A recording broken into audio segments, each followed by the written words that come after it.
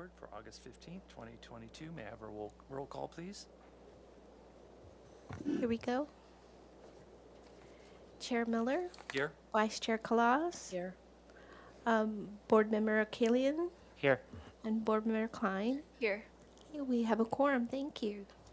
All right, thank you. Moving to item A, public comment. Any member of the public may address the board up to 2 minutes on any subject within its jurisdiction that is not scheduled on this agenda for a public discussion. Do we have anyone that would like to speak?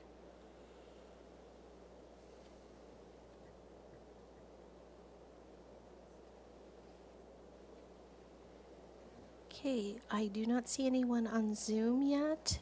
No raised hands. Is there anyone in the room who has a general comment that's not on the agenda? Please raise your hand. Not seeing any hands raised. Public comments closed. Thank you. All right, thank you. Let's move on to the approval of the minutes for the Single Family Design Board for the meeting of July 18th, 2022. Can we go through those items, please? July 18th, the full board meeting minutes. We had a discussion item brought to you by staff. Number 2 was 910 San Carlos Road. Received project design approval and was continued indefinitely to consent with findings.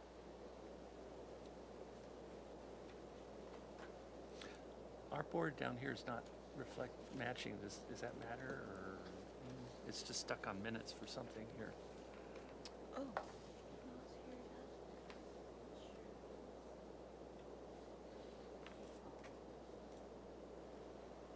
How about now? Nope. Oh, nice chair. Did it change Nope. at all? Oh, Let me try. the small computers don't reflect the staff computer. Oh, okay. I'm sorry. Okay. I thought maybe something was wrong with the monitor. Okay, continuing. Item 3, 903 Alston Road. Continued indefinitely to staff hearing officer for return to the full board with the following comments. Item 4, 1336 Shoreline Drive. Was continued indefinitely to the Planning Commission for return to full board with the following comments.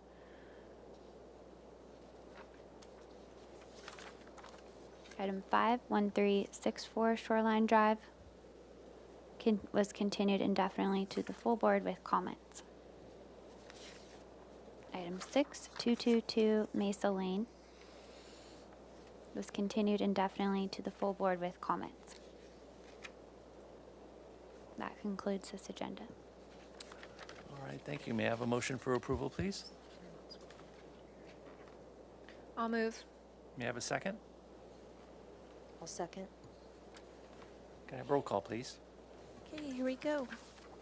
Chair Miller, Yes? Vice Chair Kalas, Yes. Board Member Akalian, Yes. Board Member Klein. Yes. Motion passes. Thank you very much.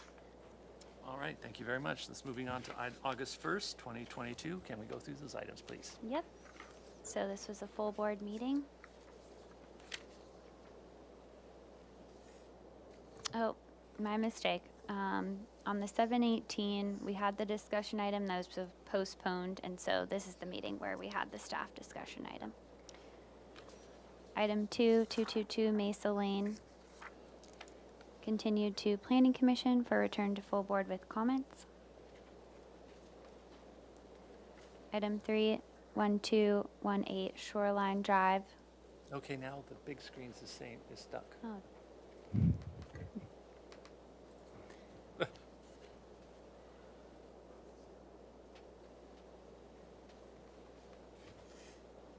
This must be really important minutes. 'Cause they're-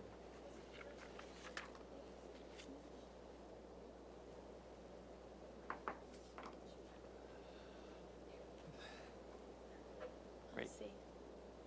Okay. Item 3, 1218 Shoreline Drive. Was continued to the Planning Commission for return to the full board with comments. Item 4, 2501 Medcliff Road was continued to the full board prior to Planning Commission with comments. Item 5, 1414 Santa Rosa Avenue, continued indefinitely to the full board with comments. Item 6, 214 Salida del Sol was continued indefinitely to the full board with comments. And that concludes these meeting minutes. All right, hearing no changes or comments, may I have a motion for approval, please? I'll move. May I have a second? A second. May I have a roll call, please? Here we go. Chair Miller, Yes? Vice Chair Kalas, Yes. Board Member Killian, Yes. and Board Member Klein. Yes. And motion passes. Thank you very much. All right. Okay, moving on to the consent calendar for August 8th, 2022. Can we go through those items, please? Great. So yes, this was a consent meeting. Item A, 3326 Madrona Drive was continued indefinitely to the full board for project design approval with comments.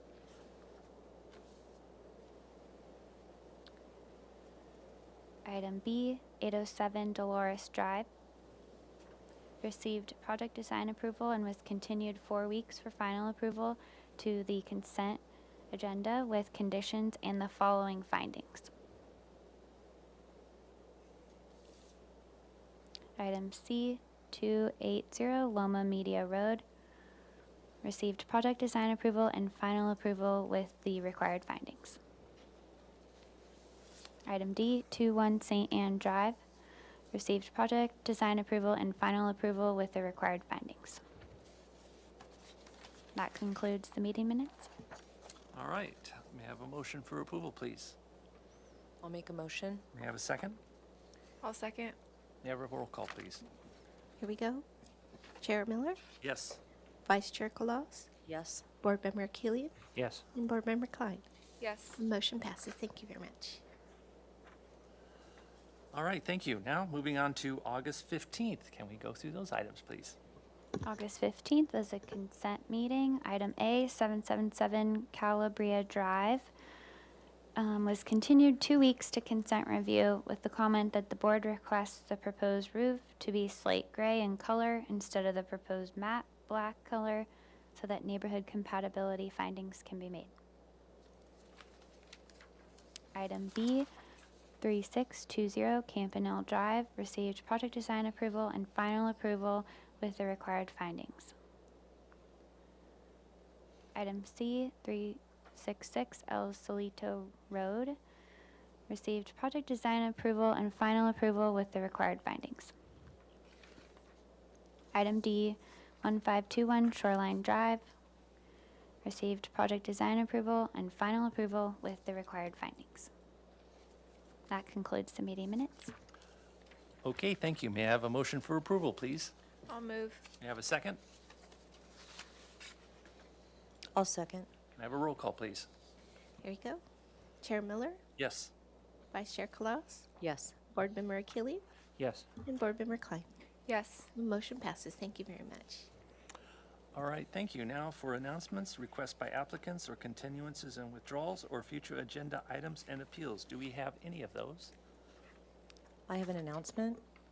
Just for the record, I wanted to note that I had 2 quick ex parte communications relative to item 1 on today's agenda. Those were with Mr. and Mrs. Knight, who are the neighbors of the property that is the subject of item 1. And that was just simply a follow-up. They were letting me know that they met with the applicants and that they have resolved their privacy concerns relative to the, I guess it would be the southerly, or I'll call it the southerly property line, their side yard property line that's in common. And then I also had a quick communication with Mr. Oliver, who's in attendance today. He's a neighbor of ours, and we were just talking about the outcome of the last meeting, and I was letting him know what the limitations on our purview were. And then I have to step down for item 4. I'm part of the applicant team.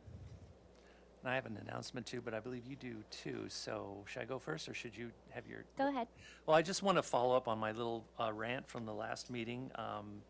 As you know, I mentioned Sheila Lodge, who's watching us, and she wanted me to correct the founding people of the Design Review Board, and it wasn't Pearl Chase, but it was actually Bernard Hoffman. So I just wanted to read in the record that Hoffman became chair of the Plans and Planting branch of the Community Arts Association, one of the most influential civic agencies in the 1920s. And so it was actually a man named Bernard Hoffman that started the Design Review Boards of Santa Barbara. And we were the first city in the country to actually have this type of a review board. And one of his quotes or famous sayings was, he was considered the father of architectural planning, and one of the things he liked to say was he wanted Santa Barbara to be known as being fussy about its architecture. So just wanted to make that announcement. Thank you. Yes, I do have a few announcements. As the board will recall, one meeting back, we touched on volunteering to fill in for the consent review agenda. And so I just wanted to gauge any more, if we had any more volunteers. Here's the current schedule. Katie has graciously volunteered to be present at every meeting, which, you know, historically it is helpful to have a landscape architect present if the project is proposing landscape. However, if not, perhaps we could have someone else fill in for her. So if you could just kind of take a look at your schedules perhaps, and circle back with me through email after the meeting, that would be great. So let me zoom in here just quickly. Vice Chair Kawas has volunteered for October as noted here.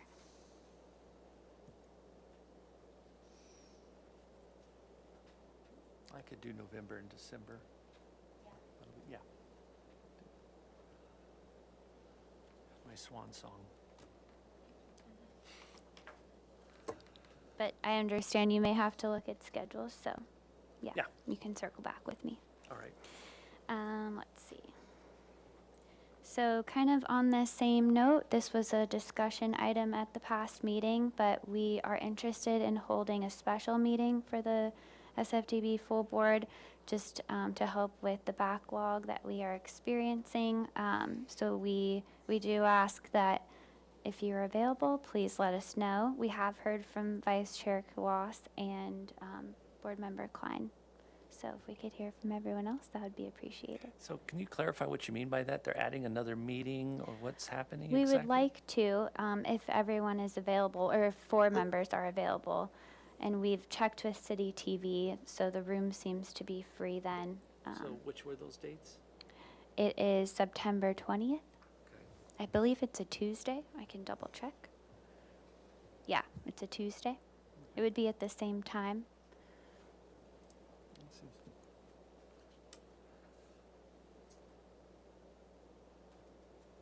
Okay, so my last announcement, Ellen will also be sending a follow-up email. The design review supervisor will be sending a follow-up email reiterating this, but the land development team oversight committee has an in-person meeting here in this room this Thursday at 2:30. It's not being televised, so participation is welcome, but it must be in person. And this is a city council subcommittee that is looking at the land development process improvements that was a result of the NOVAC 2020 report. And one of the recommendations of the report was to reduce the triggers for the single family design review board and to reduce the number of projects for the board. And so at this subcommittee meeting, staff will provide an overview of the proposed scope and timeline of that work effort. It's estimated to be 8 to 10 months. And hopefully we'll be reducing the quantity of projects subject to review here. And as a result, following up on that subcommittee meeting, we will be conducting outreach. And so we'll be asking for board member input on that as well. So just a heads up. Will we have an opportunity to see the staff report prior to Thursday? I can see when the staff report becomes available online, and I can circle back.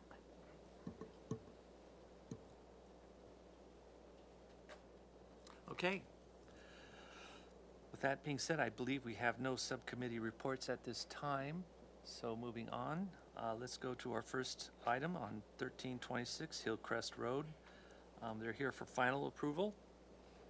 It's a proposal to demolish a 2,536 square foot single-story, single-unit residence and 647 square foot attached garage, and construct a new 4,005 square foot single-story, single-unit residence with a 339 square foot detached conservatory and a 510 square foot detached garage. The project includes new landscape and hardscape improvements, associated grading, a new pool, and a new exterior barbecue area. The proposed total of 4,854 square feet of development on a 64,434 square foot lot is 93% of the maximum guideline floor to lot area ratio. Final approval is requested. Neighborhood preservation findings and hillside design district and slope lot findings are required. Project was last reviewed on May 23rd, 2022. Can we go over the minutes from the previous meeting?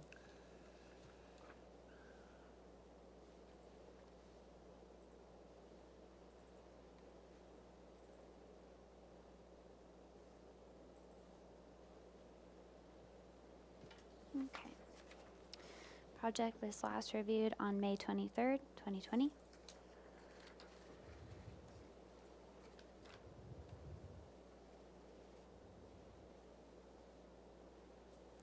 Project design approval was granted and was requested to return to the full board for final approval with the following comments. Would you like me to read all of the comments? Or can Can we just go through them? Sure. The board finds the proposed floor to lot area ratio reduction is more compatible with the neighborhood. Study the reuse of the sandstone wall along the entry and possibly coordinate that element with the proposed metal entry gate and metal entry fence for a more traditional appearance in respect to the neighborhood. Provide color and details of the metal entry gate and metal entry fencing. Add trees along the west property line / elevation. Study providing larger shrubs along property lines to ensure proper screening of the proposed chain link fencing. Study the privacy of the proposed pool by providing photos and/or renderings. Provide further discussion opportunities with neighborhood residents regarding the proposed shared fencing along the property line. In particular, restudy the board form concrete wall and proposed plantings. Discuss with neighborhoods to coordinate parking and complying with good neighbor guidelines. Confirm the proposed driveway materials to be a sandstone color. Provide a complete lighting plan with specification details. You don't have to go And through the findings were stated.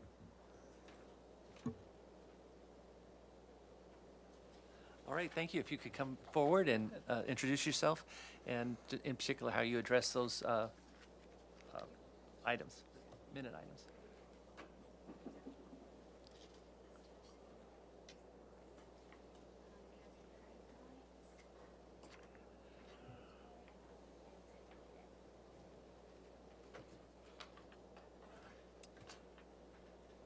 Okay, so You push that little button in the middle. When the green light goes on, you're hot. all right. My name is Kelly Tyke. I'm the architect for the project with the Warner Group. Mark Tessier, we're the landscape architects. Lucy's project manager. Welcome. Lucy Simmons, hi. Hi. So yeah, if you kind of just go through the, Yeah, so most of the comments are all, or if not all of them, are landscape related, so it's kind of our landscape architect show today. Oh, I do want to correct one thing in the description of the project that was just read. It said that the project was 93% FAR. It's actually 89. okay. I don't know why that was a mistake, but Okay. That may have been left over from the original description because you Probably. reduced the FAR, Yeah. right? Yeah.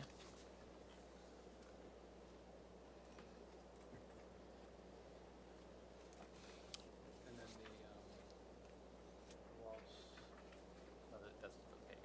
And so, in terms of number two. Yes. There are existing sandstone walls that occur along the street frontage. They're, 12 to 18 inches high. And so based upon comments from last time, we've, as you can see in the elevation, we've reintroduced the Santa Barbara sandstone walls. Rather than integrate them into a higher wall, we sort of decided to look back at what was existing and to integrate them as sort of a contrast between the existing and the old, with the more modern architecture reappearing on the street frontage with the gate and the entry walls, and then having the sandstone in the foreground. So there's sort of a planting buffer between those two. And so you can see that both on the vehicular entry gate to the left as well as the pedestrian entry gate on the right.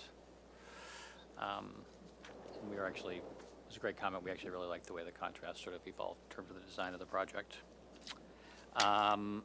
Number 3 was, again, sort of the entry gate again. So I don't think we showed this level of detail before. So the entry gate itself is a perforated panel, very much like what appears in the motor court and is integral with the architecture. And so this is sort of a precursor of what you see ultimately when you arrive in the motor court. The put in place concrete walls on either side, self-attaching vines on those, and then the perforated panel, about 25% open. The design is sort of still in the works, but it'll be some sort of organic pattern, we envision, as again sort of a precursor to what you ultimately see in the motor court. In terms of the trees along the west property line, we've actually met with the owners, and they more or less decided that it didn't suit their privacy needs. It more so blocked their view of the ocean, so they decided against those screen trees that were originally discussed at the last meeting.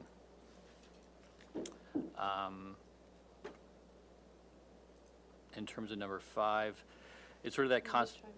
Oh, In this sort of submittal, we've actually color rendered the planting plans. I think it helps show a lot of the fire restrictions that were put in place by the fire department.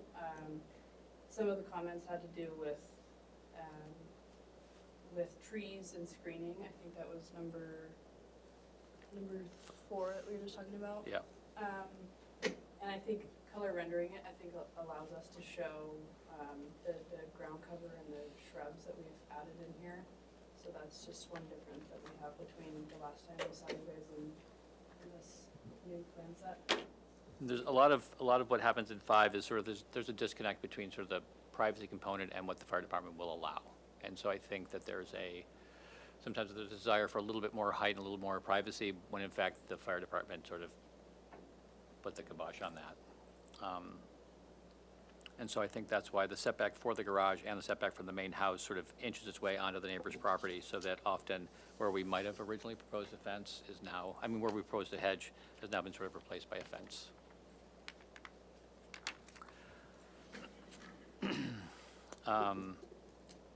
Then in terms of the relationship of the pool with the street. So I have some images that, in terms of number 6,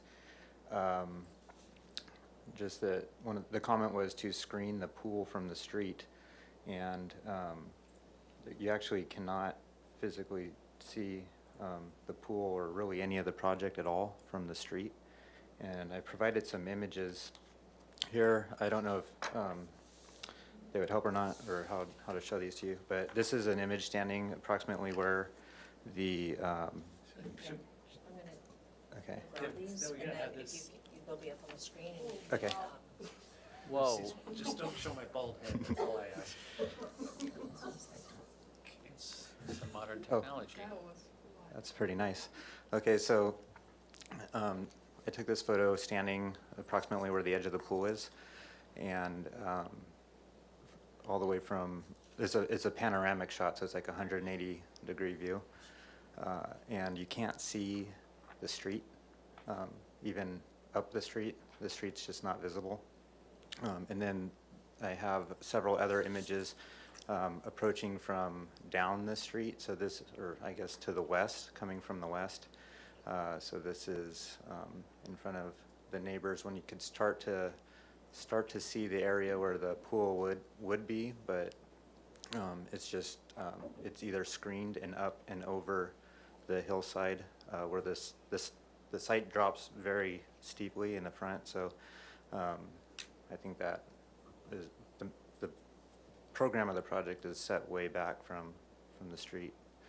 And then these next series of images are just coming as you're walking down or driving down the street, how the area where is either screened or just not visible from where the pool would be, or even the house itself.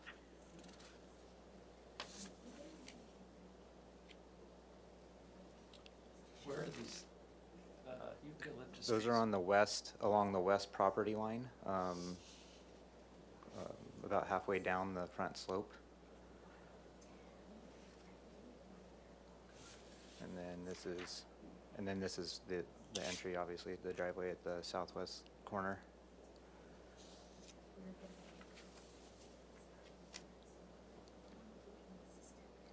So I don't know if that answers your question on that, or if you have any further questions on the actual what you see from the street. But that's basically the first image. The panoramic image was the one where you can't, if you can't see the street where the edge of the pool is, then you probably can't see the pool from the street as well. This opening is the existing opening that you're going to be using. It's yeah, for the driveway, it'll be slightly modified, but yeah, that's the existing approach, and then it's gonna go up and to the right to reduce the slope or the grade of the driveway.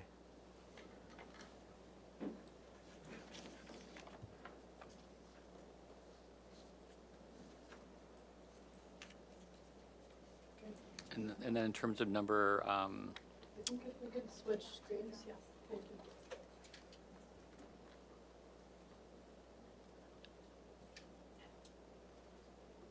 and then in terms of number 7, the fencing issue between the property line, we've basically re-envisioned what that privacy fencing would be and chatted with the neighbor about it.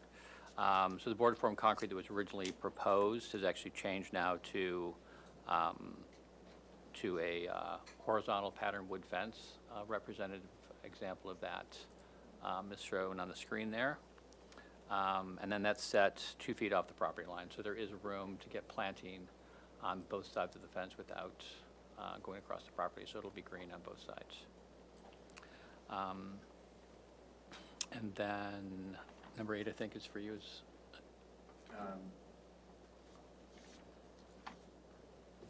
Yeah, so the neighbor, all the parking for just the building permit guidelines and everything, all the parking will be on site during construction, of course. And I did meet with the neighbors on both sides in regards to the fencing, and then I did receive after the neighbors to the east, the Knights, were able to view the new proposed landscape plan. They were pleased with the direction that we're proposing this time.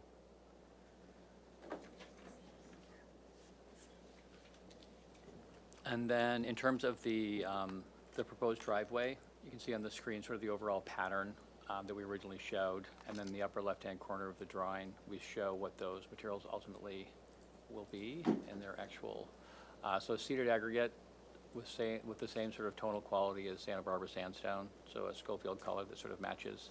And then the permeable paving component is this linear paver. This represents more the pattern than the color, but ultimately they will be the same tonal quality, but the modules will just be different. And then I guess we haven't really talked that much about number 10, which is basically the overall lighting plan. This was included before, but I don't think we actually got to it in terms of sort of reviewing it with everyone. So it's basically a pretty simple plan, a couple of sconces shown on the upper left in terms of the cut sheets. mounted on the house itself. Path lights pointing down, so there's sort of a stairs, paths, intersections.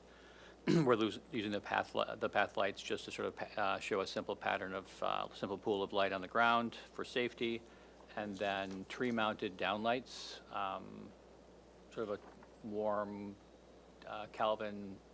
warm color, Kelvin-like incandescent light color, and those are basically mounted in primarily the existing oaks, showing sort of a moonlight pattern on the ground plane and with some of the key specimen oaks. But there are no proposed uplights or anything that's that intrusive for the night sky or adjacent neighbors. And that's about it.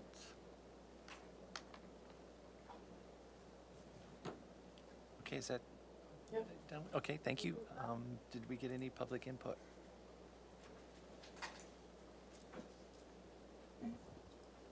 Right now, checking on Zoom. If there's anyone who'd like to speak, please raise the little icon for the hand. I don't see any attendees right now on Zoom. Is there anyone in the room who'd like to speak? I believe we do have one public comment slip submitted. That's for Mr. Oliver. Mr. Fall Oliver.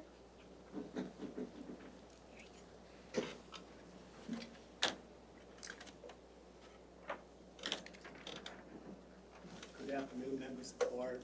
My name is Val Oliver, and I am the immediate adjacent neighbor to the west of the subject property. Sorry to interrupt. I think your mic might be off there. Good afternoon, board members. My name is Val Oliver, and I am the immediate neighbor adjacent to the west of the subject property. I want to address two things. First of all, I want to express my appreciation and pleasure with having met with the architect for the applicant, and we had a nice meeting on site, and we feel that based upon our concerns for the original design of the concrete wall was really not appropriate for our needs for privacy, and we appreciate that they are now redesigned the plans, and looks like we're going to be able to have a more compatible design for the privacy wall consisting of vegetation and fencing. And we appreciate the architects for listening to our concerns and realizing that there could be a better solution. I also want to hope that the architects will take into consideration the existing historic stone walls at the base of the driveway that we all approach on Hillcrest Road.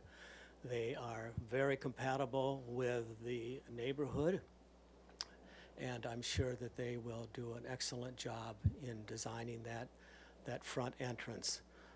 Thank you very much, and I would appreciate if the applicants would turn on their microphone so I could hear what they're saying. Thank you very much. Okay, thank you.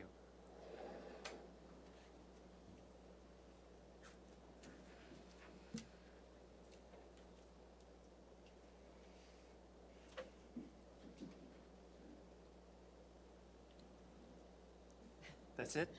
I still do not see anyone on Zoom, so public comment is closed. Thank you. Okay, thank you very much. I'll bring it back to the board for questions. Vice Chair Collas, do you have any questions, please? I do. They're mostly landscape oriented. So the first question that I had is related to the photos where you were trying to express that privacy both for the applicant or the owner as well as for the public would be maintained from the pool. So in a lot of the photos that you're showing, there's a lot of existing shrubbery that's, a reasonable height. It looks like maybe 4 to 6 feet, in some cases maybe taller. I guess I'm interested to know whether the proposed landscape material is going to be commensurate with that, or if it's anticipated to be lower, because that would change possible opportunities to view the pool. That's my first question. So yes, when we get away from the setback for the garage, the plant material does get higher. And so we're using California Bay Laurel and Ceanothus, which will get 6 to 8 feet or more or less. So between the street edge and the setback from the garage for the fire department, we are putting in a higher sort of vegetative separation between the two. It's not really a hedge, it's intended to be sort of more natural and more natural and informal. Okay, and the Ceanothus is not a horizontalis, it's a standard Yes, it's the, Ceanothus. what cultivar did we decide Concha. on? Concha. Okay, There's also Myrica californica and a Heteromeles, 6 to 7 feet tall. this is when I look at Ms. Klein, because you've lost me, but I'm familiar with the We're Ceanothus. talking Latin so- again, right, sorry. You're exactly. speaking yes. Latin. I didn't take Latin. Okay, great.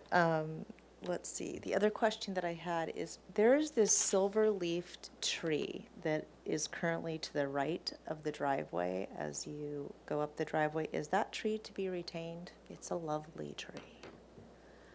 Or is that going to be lost? It's this one. That is, I don't think we maintain that. I think it's the regrading that, it's a short, it's a fairly short-lived tree. So I don't know if it's worth, Yeah, we'd have to look at it, but I think that's right where the driveway is regraded. it starts to, Where it starts to Yeah. veer off instead of staying to the left. Okay. Right.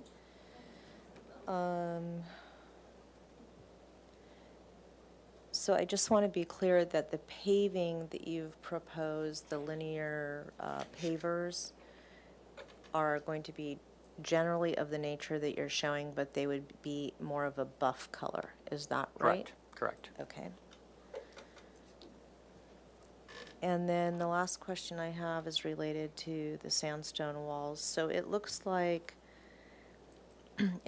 you're not retaining the existing sandstone walls that are down at the base, but instead proposing something different. Can you just explain that to us a little bit more? Those look like creek bed cobblestones. Yeah, and this looks like a cut 5-stone, a 5-point cut stone, flatter wall that you're proposing for the planting there.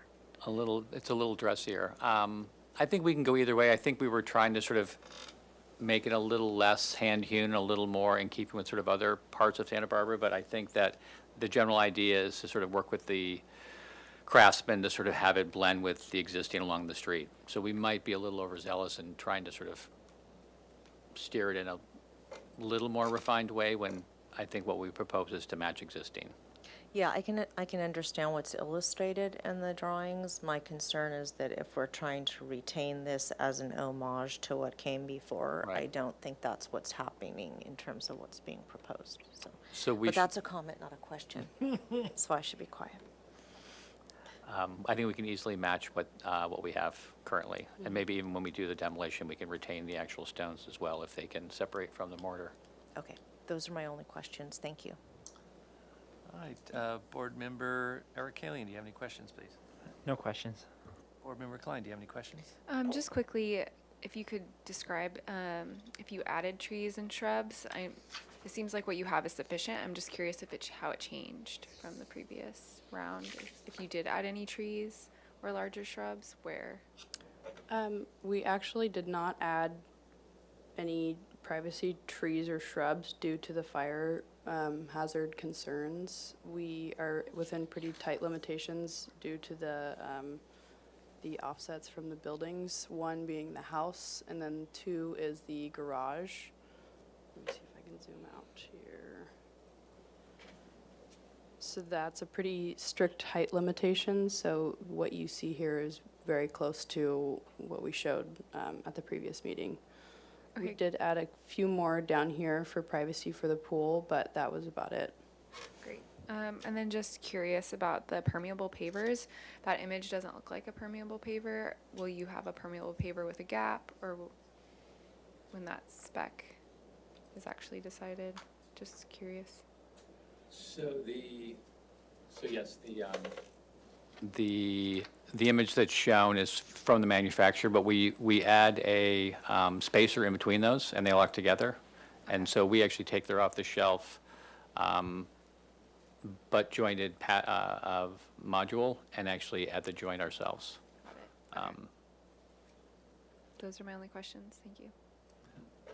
Yeah, to follow up what you just said, when you add the gap, you mean so that there's a space between each one of those pavers so water. About a quarter inch. Okay, and then, so what goes in there, nothing, or is it? Gravel. Gravel. Gravel And then sand. The next question is the poured concrete roof wall next to the front gate. How far back does that go? How large is that concrete wall when it's adjacent to the gate? Show you the dimensions.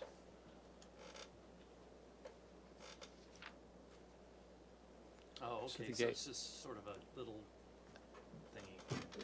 And so then it disappears into planting. So the wire mesh fence actually is more or less to keep the dog in, and then that gets sort of planted out. They're basically elongated gate columns, sort Got of it. holding the gate in place, but they're elongated to be Yeah, a little and- more architectural. You kind of have that when the plant's mature, it kind of covers everything. Exactly. Okay, those are my only questions, so I'll bring it back to comments. Board Vice Chair Kalas, do you have any comments, please? To comment, well, thank you for working with the neighbors. Positive comments from both of them. That was great. My two comments would be that I would like to see the more cobble-oriented type of lower wall to remain to the greatest degree possible, including the configuration. I don't know how much you're moving or not moving the actual entry apron, but I think it works successfully with the board-formed concrete wall and using the sandstone in the foreground. I really like that idea, but I would like to see these walls remain as much as possible. So that's my first comment. And then my second comment is that in looking at the lighting plan, I would encourage you to consider reducing the amount of lighting. I know it's all down lighting. I know it's all night sky compliant that you're showing. But if you take a cruise around this neighborhood in the evening hours, you'll find that it's relatively dark and that parcels that are lit too much, they stand out kind of like a sore thumb.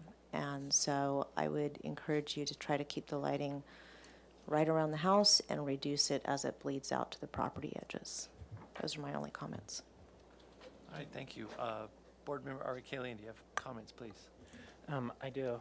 So I also appreciate you working with both neighbors on some workable solutions. I believe the proposed wood fencing is more aesthetically appropriate. Appreciate your coordination with the neighbor on that, and screening both sides of plantings. I think that's great. I'm in support with Vice Chair Kalas about reducing the amount of landscape lighting. In terms of the sandstone wall, I'm fine to go either way. I appreciate you looking into different methods, and I'm fine with the more dressed up method or the loose method. That's all I have. Thanks. Thank you. Board Member Klein, do you have any comments, please? Yes, I think the entry gate is very aesthetically pleasing, and I think having the sandstone wall really adds to it. I don't have a problem with reconfiguring it. I think it's with the detailing to match, having more of that small joint that would match what's existing, and maybe extending it just to have a similar scale to what was existing. I think the fencing is a great update. Thank you for working with the neighbors, and I think the planting is sufficient for screening. And those are my comments. All right, thank you. Actually, I'd go back to a question. In the entry here, on this side of the gate towards the street, that's different, right? Is that asphalt? This area right here, near the street, is that gonna be the pavers as well? We would. Our decorative paving starts at the right-of-way line, so there will be the, at our property lines, when we can start the decorative pavement, inside of that would remain asphalt. Got it. Okay. Yeah, as far as the stonework, I don't have any, whatever.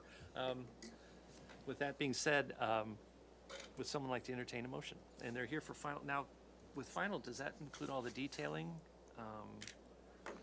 and all the findings? Yes. So do you want to go through your drawings real quick so we can verify that your detailings match what you're actually building? And then if someone would like to entertain a motion, that'd be great.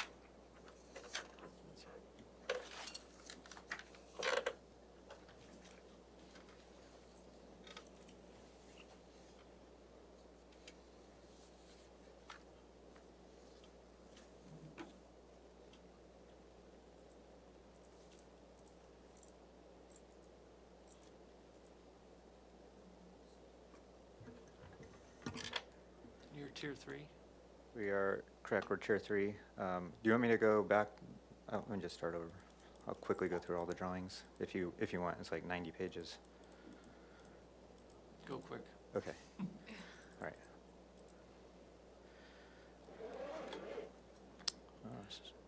So, I mean, Stop there real quick. I have a question. That Yes. pool, is that the pool on the drawings?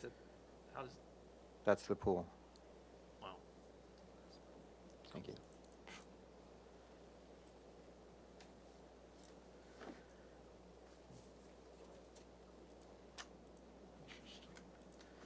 All right.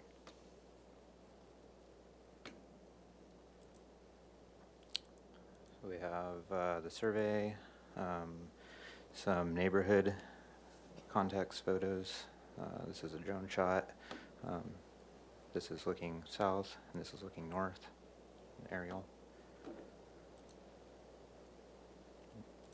I guess your architectural details probably would be Okay. make it Yeah. faster. All right, civil, Pretty tier much done. 3, the landscape stuff. You also have a materials board, it looks like, as another tab, Mhm. PDF. Okay. Here's the site plan real quick. This sort of turquoise color, these are all of the BMP stormwater areas.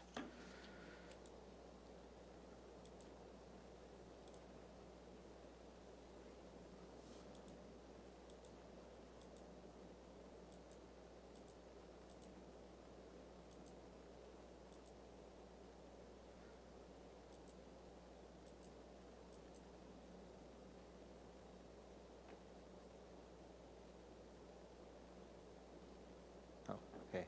This is the material board. So, oops, too far. This is the exterior sconce. It's going to be at the front door. This is an example of the board form concrete. We have two large linear walls that can be seen on the rendering here, which is this wall and this wall, and we're going to clad it in this sort of black marble. The roofs or the ceilings that extend out over the exterior spaces and also go into the interior will be wood tone, similar to this. All the metal frame, exposed metal, windows, doors, steel will be matte black. The exterior paving around the pool and also in through the interior and exterior, we want to use a travertine. This standing seam will be the upper roof area, which is such a low slope you can't really see, but it's up over, you can't really see it in any of the renderings, but it's just on this upper area. This river rock will be the roof of the garage. because you actually do look down onto that from the house. And then the flat roof areas will be this light-colored PVC membrane. And a lot of it's going to be covered with some PV panels.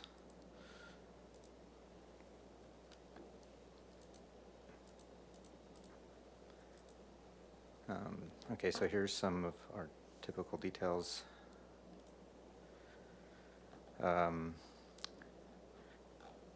This is our parapet, or typical parapet detail, integral gutter.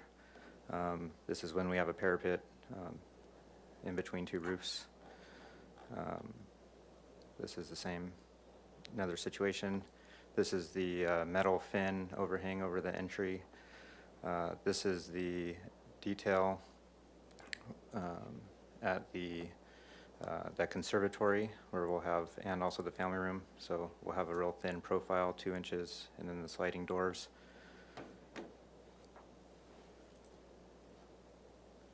This is the detail over much of the bedroom, or most, or all of the bedrooms actually. The bedroom sliding doors that go out to the exterior. This is that large upper roof detail. So here's the standing steam and an integral gutter. And then we have a metal fin that extends out that frames that whole roof. This is the other eyebrow overhangs, and then in some places there's some columns, which can be seen in the renderings. This is, and then this is the long linear skylight that goes over that entry area in between the concrete and then thinner profile roof.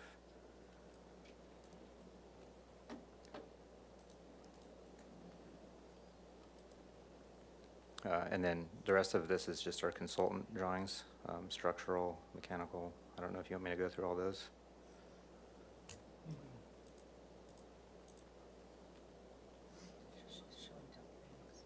Yeah, no, that's fine. Unless the board has any more questions, I think we've got enough information to make a motion. So would someone like to entertain a motion? I'll make a motion. Make a motion that the project be, well, we already gave it project design approval, right? So that the project be continued to consent calendar for final approval with the following items being addressed. That the final paver specification be provided. That a detail for the wood fencing along the easterly and westerly property lines be provided, along with the species of material that's intended to be used. That the final gate design be provided for the front entry gate. That the applicants consider reducing the overall amount of landscape lighting. And that they also consider the manner in which the sandstone walls are treated at the front.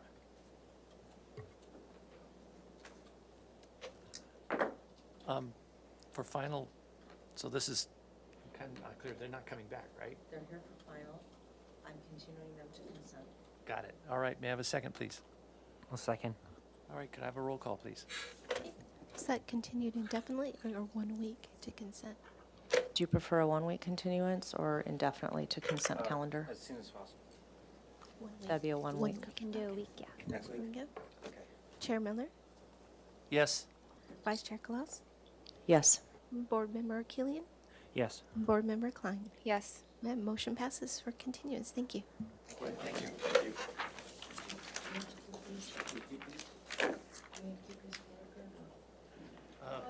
Do we need those big pictures? Do you have, can I keep these? Yeah, you can. Thank you. Do I announce a 10-day appeal period? No, they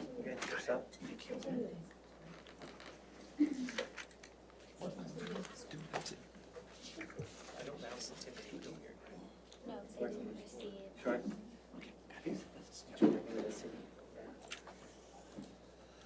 Okay, moving on to item number 2, 2339 Edge Waterway. This is a continued item for concept review. Proposal to demolish the existing 1,976 square foot two-story single-unit residence and the 200 square foot garage and construct a new 3,765 square foot two-story single-unit residence and a detached accessory building comprised of a 499 square foot garage and 458 square foot accessory dwelling unit above. Project includes a pool, patios, new pergola, driveway drainage, hardscape, and landscape improvements. Project will address violations outlined in ENF 2018-00339 by removing an unpermitted retaining wall and fill grading.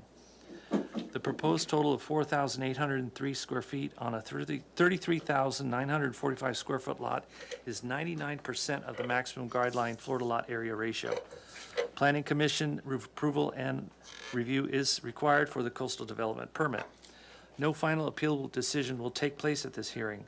Neighborhood preservation findings and hillside design district and slope lot findings will be required when the project is reviewed for project design approval. The project was last reviewed on June 6th, 2022. So can we go through the minutes from the last meeting? Read into the record, please.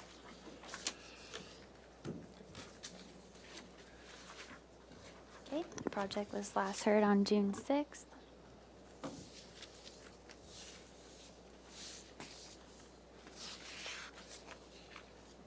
It was continued indefinitely to full board with the following comments. Reduce the proposed plate heights. Restudy the style of the architecture to be more sensitive to the neighborhood. Restudy using an alternative material other than the proposed charcoal or charred wood. Consider a reduction in floor to lot area ratio. The board appreciates the location of residents and the project's sensitivity to bluff zone requirements. All right, thank you. If you'd like to go through the items and tell us how you address them. Great, thank you very much. I also wanted to point out that we did reduce the FAR to 97%, even though the project description on the agenda still said 99%. So part of that was reducing the square footage of the main house to 3,765 square feet, which is a reduction in 70 square feet, and the garage was reduced by 11 square feet as well. And one thing that we took into consideration when designing the main house from the beginning, this was previous to ADUs counting towards the FAR, so we kind of designed the main house in terms of like a 90% FAR total for the garage and main house, which we had at the last review, and then we've reduced it to 88%. So that's just to give you kind of a comparison for other properties, how we kind of look at the size of the main house as we develop the design. I'll kind of go quickly through some of the site information if you'd like. I know Leslie wasn't here at the last hearing, so it might be good to kind of recap a few of these things really quickly. This is a unique project unique project site along Edgewater Way. You can see, actually I'll zoom in here. The frontage of the property is really just a small portion of the site, and it kind of opens up towards the bluff edge. So the visibility into the portion of the site where the main house is located is fairly limited, except for the primary neighbor at, I think it's 2337 or 27, at 2327 Edgewater. So there are neighbors kind of in that back portion of the lot. And then these are just some neighboring photos. We did look at the neighborhood compatibility a little bit more for this project. That's just the old version, so I'm going to kind of skip ahead here. So we looked at some of the architectural styles in this neighborhood. It's kind of an eclectic grouping of houses here. There you have some older houses, properties that maybe haven't been developed in the last 50 or 60 years. And then you've got some new development. The green are kind of modern houses sprinkled throughout the neighborhood. Then you have a couple coastal cottage, some Mediterranean, lots of mid-century modern kind of throughout the neighborhood. So we felt like even though we weren't necessarily trying to match or emulate what the neighboring property is doing. That is still appropriate for this neighborhood as a whole, particularly on a site that is less visible to the street. So you're not going to see it from the beach below. There's really very little visibility in terms of what the neighborhood experiences of this site. And I also do want to point out that as I go through the changes that we've made, the owner's very sensitive to, working with us and addressing any concerns that, come up during this process. These are all the civil drawings, which we went through last time. We do have a pump system, which we're pumping to an underground tank at the front of the property to alleviate any concerns about, drainage over the bluff edge, drainage onto the neighbor's property and such. Our landscape architect is actually absent today, so if there are any questions about landscape, I'll do my best to kind of help, but no questions came up during the last review, so this is pretty much the same plan that was presented at that time. Our site plan here, I'll go through some of this. So as you come onto the site, I lost this. The screen went black. Okay, as you come onto the site, our idea was to kind of have a meandering pathway that went around. Oh, I guess you guys lost visual up there too. Yeah, why don't you just hold on a second and I'll Yeah. keep track of your time. Okay, no problem.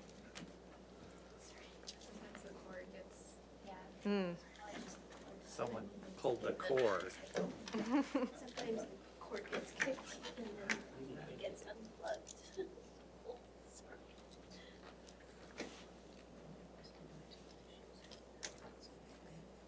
We're working on a better system. Did it come back? No. Not yet. Okay. Let's try.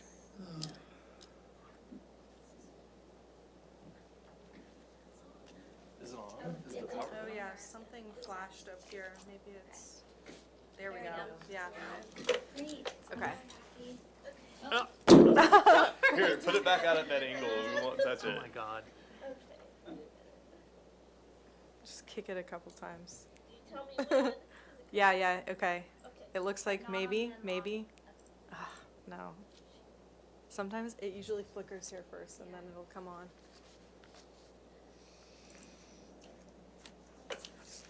I don't want to turn this off because it'll turn everything off. Hmm. You know what? Let me try. There we go. Yeah, whatever you did. That went back to the other computer, I think. Did it go? No, that it went to momentarily? this one. Are you kidding me? I had it unplugged. What the hell?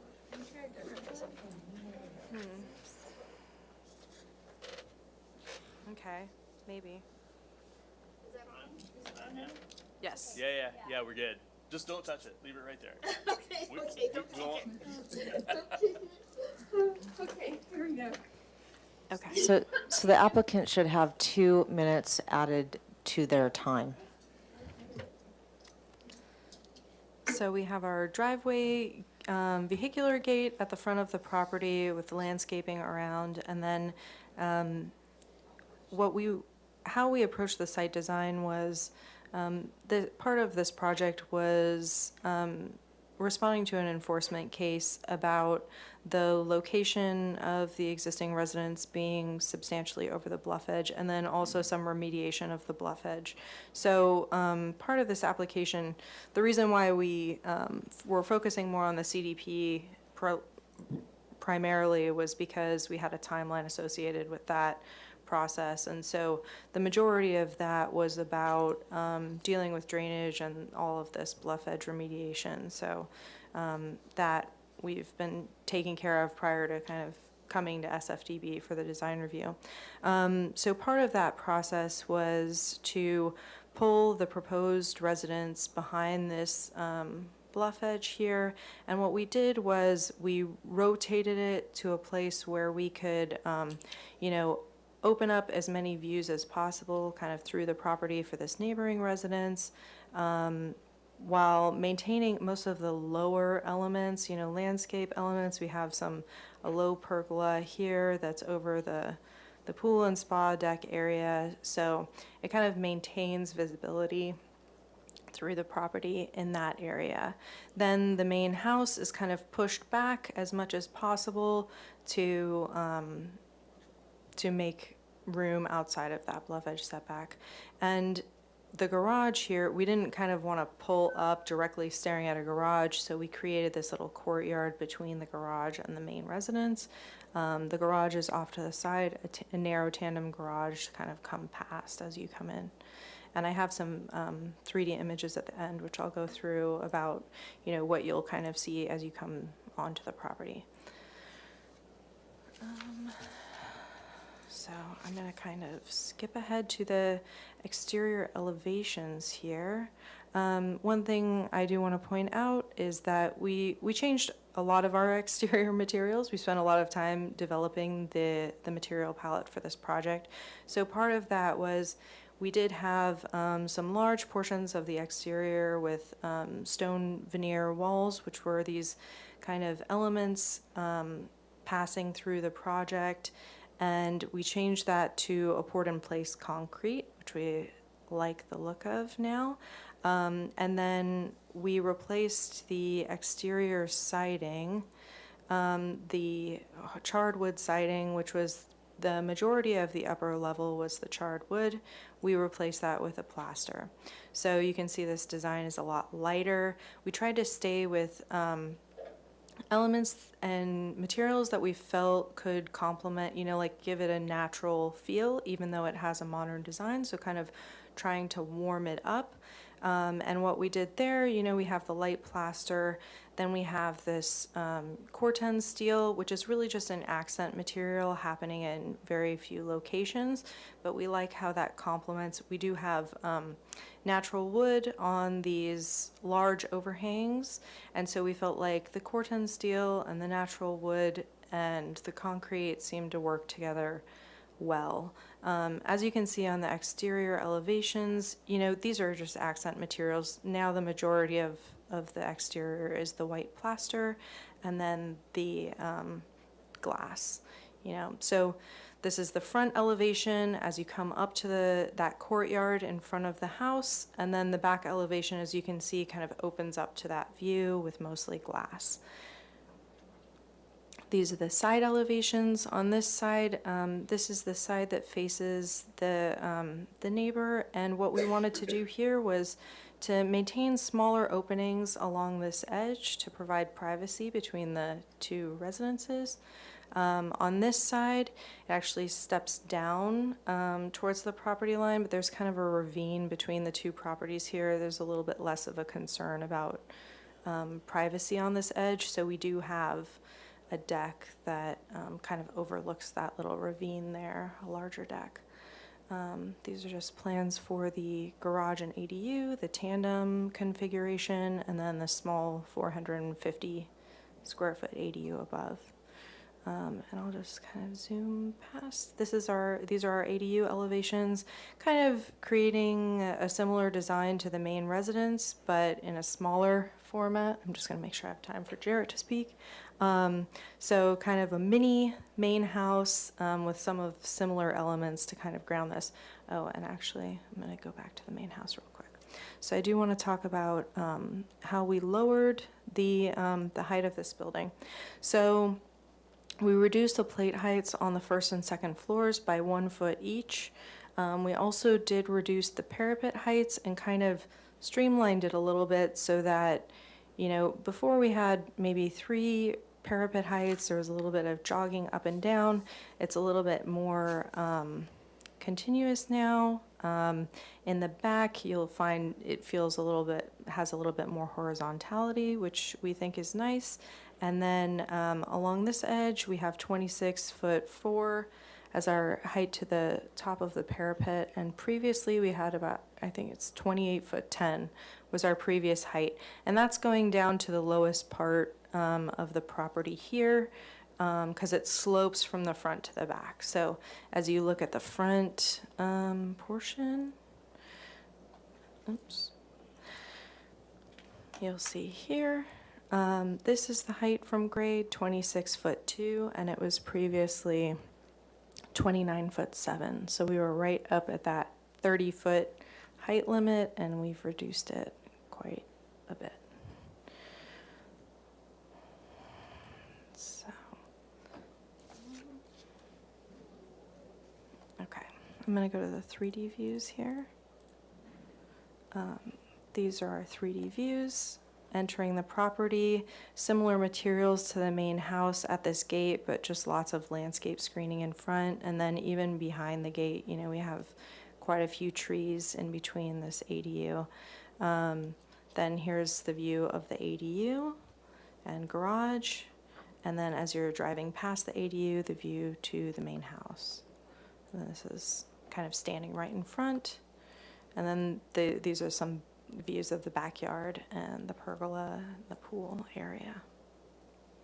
And so we did do a study about the sloped roofs, because that was a request at our last review. And what we found we did a low sloped pitched roof design to see how it would look. And when you're standing on the site, you know, looking up at this, it actually has a very similar look to what we have right now. We felt that it looked good. The only concern was we were trying to take into consideration some sustainability measures that the owner has been prioritizing through the development of this project, which were the solar panels. So we have a very large plan to have, you know, solar panels. Also, what are the other panels we have here? Well, we have Like for hydronic panels for the pool, as well as an atmospheric generator equipment for water extraction. Yeah, so we have a lot of equipment planned for this parapet roof area, and unfortunately with the sloped roof, it makes all of that more visible, and then we also don't get as, you know, the orientation that we'd prefer for a lot of these solar panels. Also because, you know, with the way the site steps and the rotation of the building, you know, our roofs have a lot of hips here. So it kind of breaks up the area where you could potentially locate the solar panels. And that's our last sheet, but I'm just going to go back to the material board here. Just to take one more look, and then I'll let Jarrett take over. So our exterior materials, the Corten steel, which is a feature material, wood soffit, the warm gray or the warm white plaster material, and then the poured in place concrete walls, and then we have the dark bronze windows and doors. Go ahead, Jarrett. Hi, Jarrett Gorin from Vanguard Planning. I don't have tons to add. I wanted to address a couple comments that I saw come in. I think we only got one comment letter on this. The first comment had to do with this lot line adjustment, and the lot line adjustment it's not really the board's purview, but I think our neighbor just doesn't understand the lot line map. There's a lot line map there's a lot of lines on it, and I have a hard time reading them. And I think I just need to meet with the neighbor again and go over with it so that she understands it.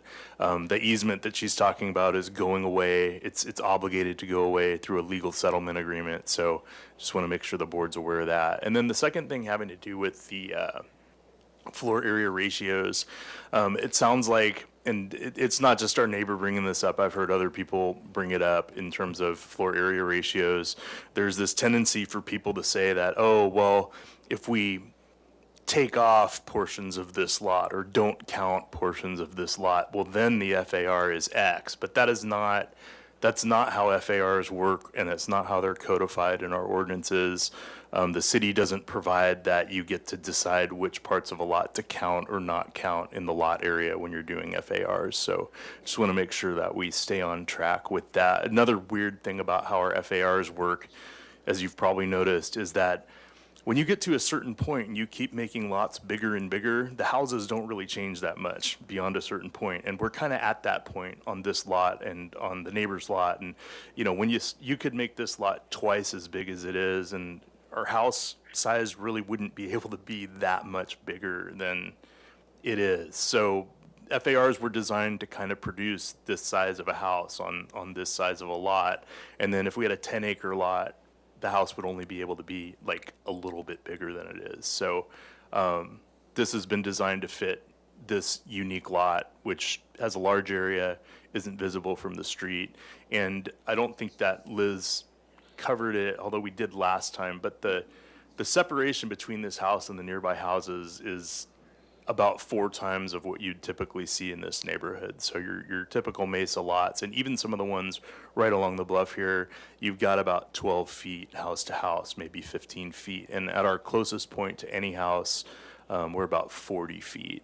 So again, when you're talking about neighborhood compatibility and switching an architectural style, having a much further separation, physical and visual, between homes, I think it allows you a little bit more variety. And one of the things that makes this neighborhood so cool is that it has variety in it. So that's all I have to add. Thanks. All right, thank you.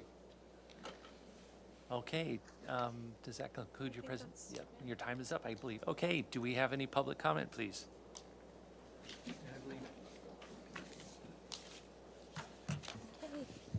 Actually, I'm checking on Zoom and I do not see any attendees. Is there anyone in the room who had a comment on this particular item? I believe we did get 2 slips.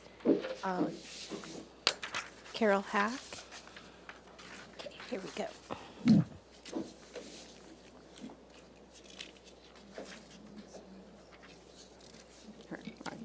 I'm Carol Hack. I reside next door at 2327, 2337, and we have the easement. And we're the most recent comp in the area as we just received our certificate of occupancy. We were initially approved for about a 3,600 square foot house with an 86% FAR on one lot and a 0% on the other lot because we have 2 lots. And that was rescinded because it was considered too big a house for the area. So we were finally approved at 3,469 square feet. Nothing to do with the FARs or the size of the lot.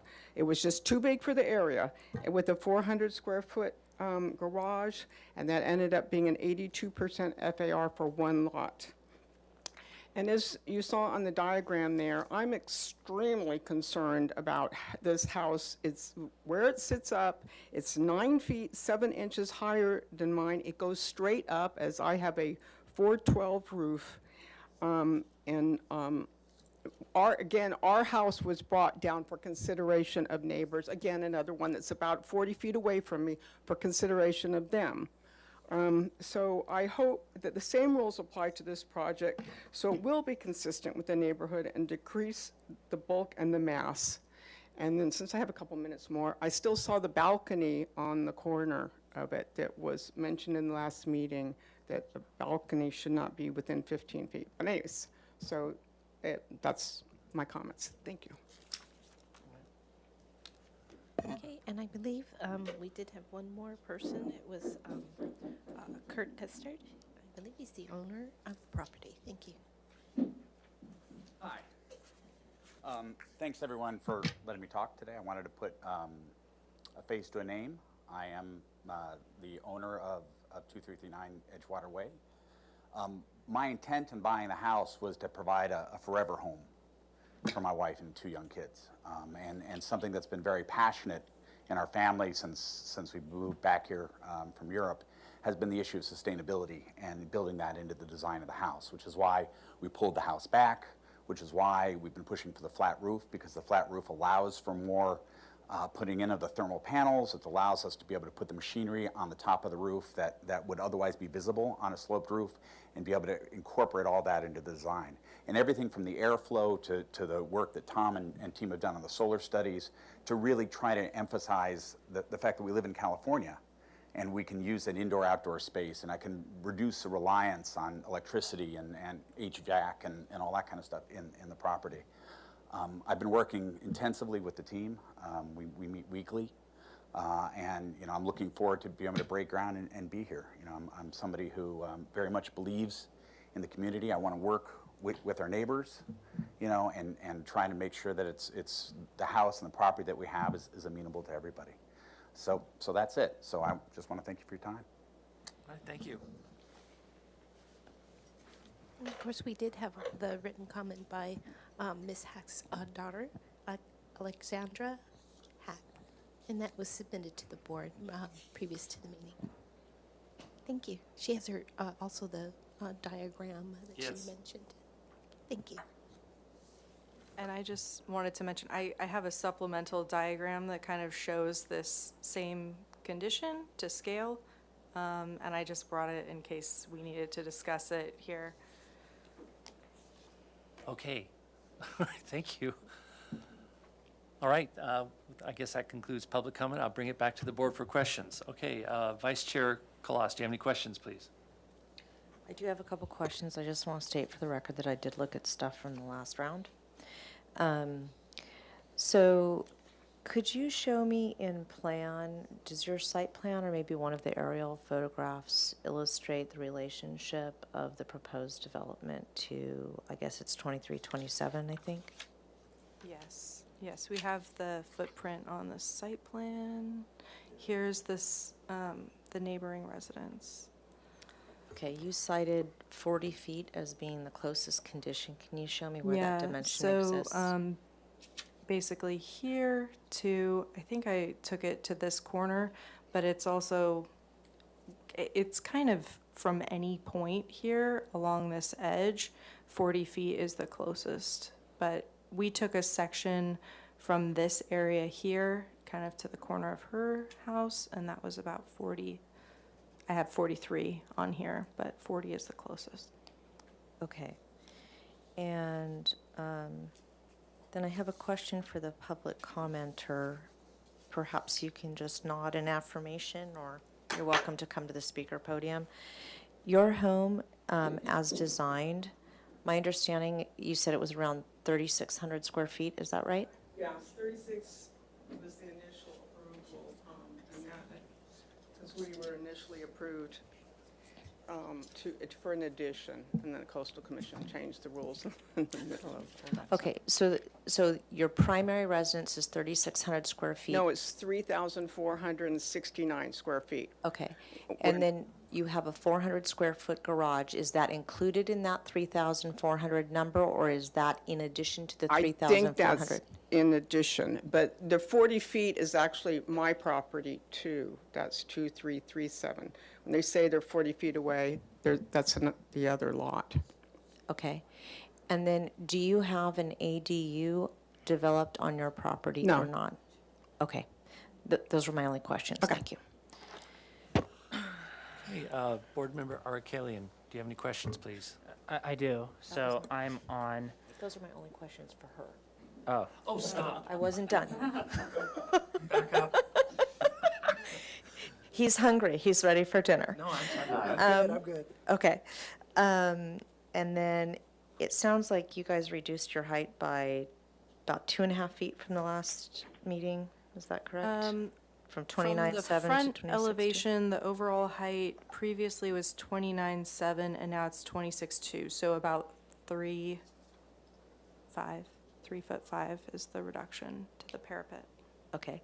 Are your glass railings visible from the street? No. Okay. And can you walk me through the deck location and relationship to side yard property lines, please? Sure.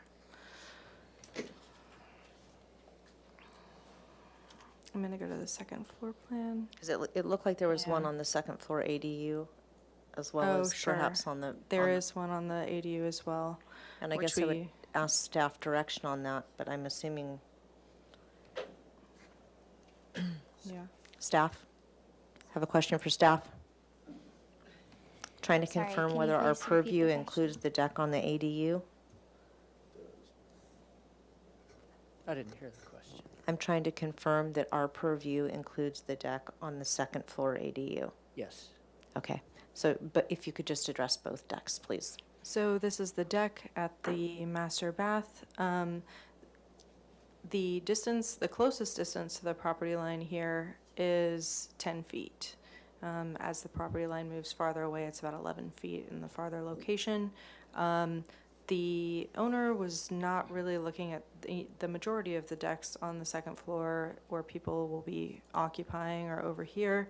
This deck is really just, supplemental to the master bath. It's not really a place people are going to be hanging out. We were kind of looking at it as a, like putting potted plants or something else like that.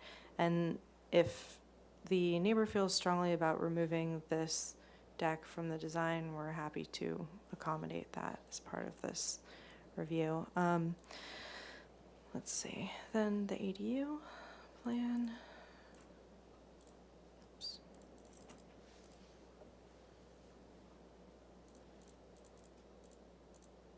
Okay. This is the deck at the ADU. I have it dimensioned here as well. This one's 6 foot 3.5 inches from the property line. On the other, oh, so 6 foot 3.5 inches from the, yeah. And I mean, this is a relatively small deck. It's 6 feet deep, about 6 feet deep, and about 12 feet here. And on the other side of the property, the neighboring residence is not close to this property line. There's a lot of existing vegetation in this area on their side, so there's not really that much concern about privacy as far as I know from this location, but I'm gonna go back to those aerial views just to kind of take a look and see if we can see what the vegetation is there.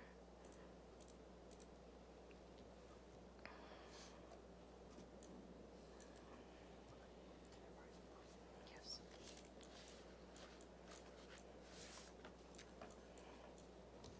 You can kind of see how dense the trees are in this area. But it's kind of along this zone here. So this house is kind of pushed more closer to the street here, and then the ADU kind of happens sort of towards the middle of that driveway area. Okay.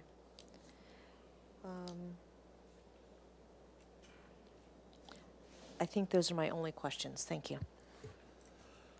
Okay, just as a side note, did we ever hear from Board Member Anderson? Whatever happened, why she never showed up?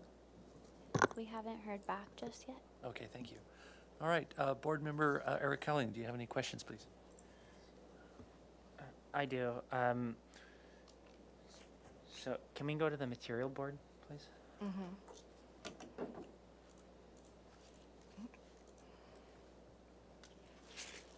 So the Core 10 steel, is it, it's just going to be naturally weathering over time? I think we're imagining something that is going to be pre-weathered and sealed so that there isn't, it isn't necessarily rusting out over time installed as a rain screen material. Okay. Okay, got it. I was going to mention sheet A 6.2, the east elevation, if we can get to that.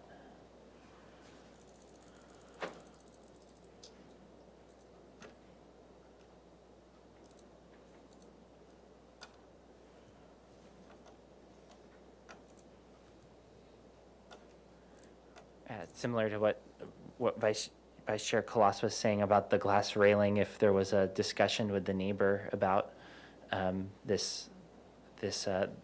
railing in terms of glare issues. There's We didn't discuss with the neighbor in terms of glare issues, but we are specifying, and we talked about this at the last review, so I'll just mention this again. We've been looking into a non-reflective Unreflective. glass railing so that, you know, there aren't necessarily going to be any issues with glare. And then we also hope that, you know, with the distance between the two properties, that there's some element of, you know, landscape buffer between the two, that, you know, there won't necessarily be glare issues coming off of that particular railing. Great, that's all I have, thanks. All right, Board Member Klein, do you have any questions, please? Yeah, if we go to the landscape plan, just really quick on refresh my memory, what's happening at that property line and with the neighbor in question?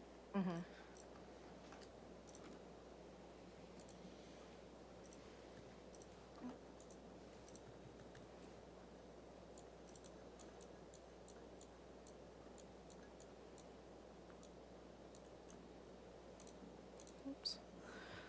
So it does seem like there is sufficient, a good amount of new vegetation being planted at that property line. Yes. Thank you. That's my only question. What is that? When that, like, a question, when the vegetation matures, how much does it, Maybe you can go to the planting legend. Yeah. I can see what I'll the, take a look. I think it might be on the other sheet. Hold on. Okay, here we go. Sorry about that.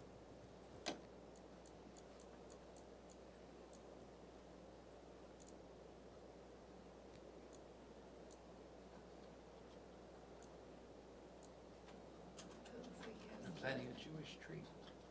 the prunus, it looks like. This one maybe. Oh, and then some of these smaller ones. Okay, yeah, the prunus. So that gets very tall, like 10 feet.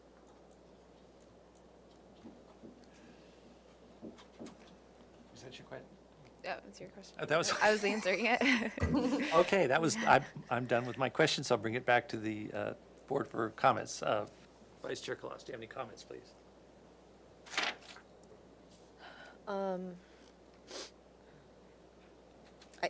I think the style of this home deviates from those around it. It's a large parcel. It's not visible from the street, so I think there's opportunity there. I am concerned about the proximity of the decks to the property lines relative to our guidelines. And I understand that those issues can be mitigated through landscape, but the problem is that landscape goes away over time. And it dies, it gets diseased, it gets cut down, somebody gets upset, they cut a limb, and then all of a sudden we have a privacy issue. And this is becoming more and more of an issue as things develop and become increasingly dense across the city. So I would prefer to see the deck off of the master bathroom removed if the client is willing to allow that to happen. And at minimum, I would want to be assured that the planting is robust on what I'll call it the westerly, I think it's the westerly property line for the ADU deck, and possibly some reconfiguration related to that. In this particular case, I'm not so worried about the glass hand railings because they primarily face no man's land, the ocean, more so than the neighbors. And in terms of the FAR issue, it seems like we have an issue with the neighbor where we're kind of comparing apples to oranges, because you guys have got stuck in that netherworld where all of a sudden the ADU FAR is included, and that's not the case with the neighboring parcel. So I think it's difficult to make comparisons there that are meaningful. So those are my only comments.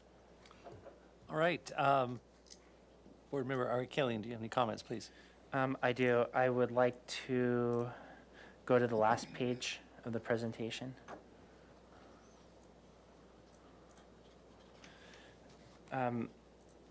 Yeah, I appreciate the applicant providing this alternate design and hearing the public comments about the intentions for the roof.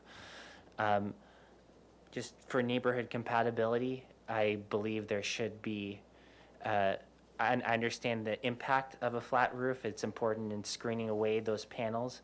I believe the applicant should study a combination, a pitch and a flat, to accommodate some of the panels to be concealed behind the parapet, and having the flat in other areas. I believe some creativity can be applied there. I see here that it's all pitched over here, and I don't feel like that is completely necessary. I just want to make it workable and believe that a combination can be studied here. I'm in support with Vice Chair Kalas about the removal of the master bath patio. Other comments?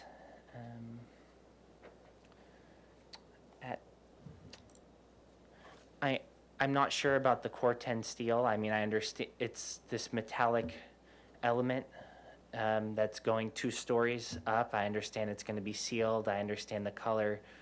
It's going to be maintained. I'm not sure how long that sealer is going to last. Maybe come back with, I'm through this neighborhood a lot. I just have not seen this kind of a Corten element with this kind of at this level of a scale. I know it's not the main featured material, but if that can be considered, either a different material or a reduction from the 2nd story. I have one more comment here. It's if we can go to the ADU elevations. I'm curious in learning. So there's the 3 windows on the west elevation, view 4. I know you provided some comments on, where approximately that this structure is going to be placed, and in relation to the neighbor, I just would like a little bit more information on, how these are going to be looking down, or how maybe if there's another view. I kind of want to understand that better. And that's all I have. Thanks. All right, thank you. Board Member Klein, do you have any comments, please? I would say that I think that the materials used are high quality and fit within the neighborhood. And I think the screening is sufficient along the property lines and the way the home is angled on the site as far as the neighboring property. And those are my comments. Okay, can we go back to, you had that one great photograph of all the properties? It's like a... The aerial Yeah. view.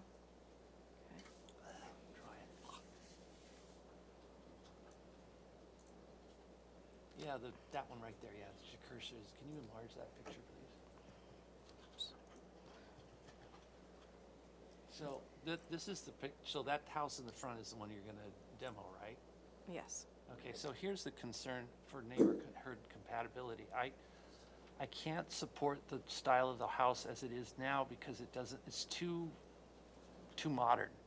Now, I want to say this right. It's not that I don't like modern. I think it's a greatly designed house, but in this particular context, I think there needs to be more of a traditional taste to it to be more compatible with the already developed neighborhood, especially that big house next to it.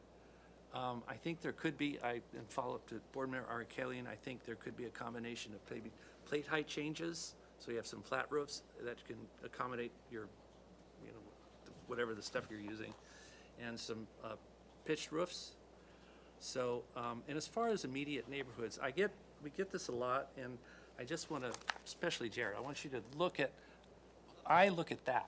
The immediate neighbors, your next door neighbors and their houses across the street. That's what I'm looking at as neighborhood compatibility. And that informs me of how I feel comfortable or not comfortable. Also, are you two in communication? I just met him. So you guys, I really recommend you two talk and be compatible. then that would really make us feel a lot better that there's a little. Just had a face-to-face, so we. Yeah, and I think if you guys talk and communicate and work this out, I think that would be very helpful. So that's kind of my only comments is, I have an issue with the compatibility right now. It's a little too modern for me to feel comfortable based on what's already built in the vicinity of the neighborhood. I had a question, if I may ask. Sure. Can I ask a question? So, it's different times. We want to be more environmentally friendly. The question for the applicant is having the flat roof, can you do more of a pitched roof? Is that possible? And have all of these utilities and be sustainable? So, I mean, this is Tom Oxner.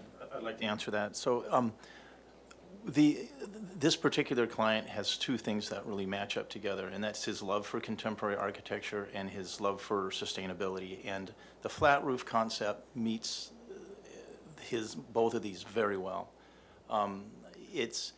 We have a consultant who laid out the required equipment, and it just fits on the roof.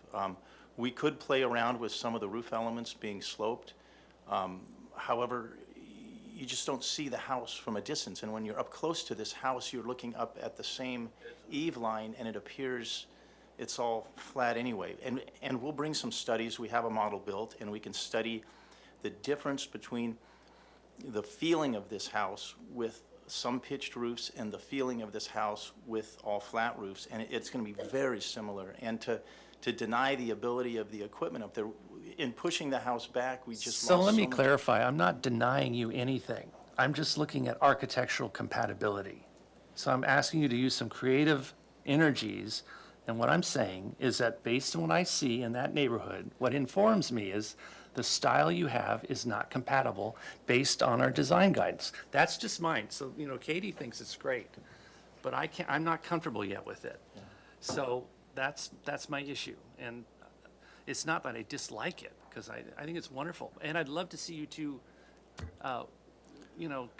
get together and work out something, and you both come back and say, we just love it, and then we'll say, yes. And, it's several layers, so that's kind of what I'm asking you to kind of go outside your box and see what you can create. Because there are a lot of beautiful traditional homes that have flat roofs that really work. And then there are beautiful homes that have, varying plate heights and with pitched roofs and flat roofs. And, you're here for design concepts, so you shouldn't get too involved in the detailing until we finally iron out the exact design of the house. So that's what I'm asking, and that's my point of view. So. Well, I do want to just make a comment about our process as we've developed this property. We spent a lot of time on this, just making it just so. And I know that it's a modern house that maybe, if you look at this one photo right here. But here's the issue I have with this. That. This is what we get all the time now. We never see Yeah. Spanish colonial. We don't see traditional. They're all flat roofs. We do a lot of Spanish colonial. I think you know. That was, so erase Yeah. that, what I just said. But yeah, we that's- try and be sensitive to, appropriate design styles, especially particularly we had a project that we came in here a few weeks ago for on Shoreline, something that's very visible on a street that has a character, right? We try and have a sensitive approach to that. We don't want to just blow in there with something that's completely out of Okay. character for the neighborhood. So we do try and have that sensitivity about how Okay. we approach the Well, look, design. I'll say, based on this photograph. No, I understand. Based on this photograph. But I think also It's not there yet. yeah, well, what we have to take into consideration as well. So I don't want to debate Oh, this. sorry. We don't Oh, have yeah. to resolve No. it Yeah, today. don't resolve it. And Don't we may fight with never me. resolve No, it I'm with not. Brian, but I'm not trying to resolve anything. Just we hear what you say. Yeah, Yeah. exactly. Check it out. And check it out and Yeah, come back with. And what we tried to do was to put together that neighborhood study Okay. to help, give some more information about the neighborhood kind of being a mixed bag of different architectural styles. That doesn't. No, I understand And I also want to that. make a point about that, because a lot of those houses you picked probably did not go before a design review board, because that was created, so that's another. We can check on that, every single one of them. Don't bother. If you are interested. Well, yeah, and I think the thing is with the owner, Okay, this- so it being their I want to dream stop house. this Oh, discussion, sure. because this Sorry. is not a discussion. Sure.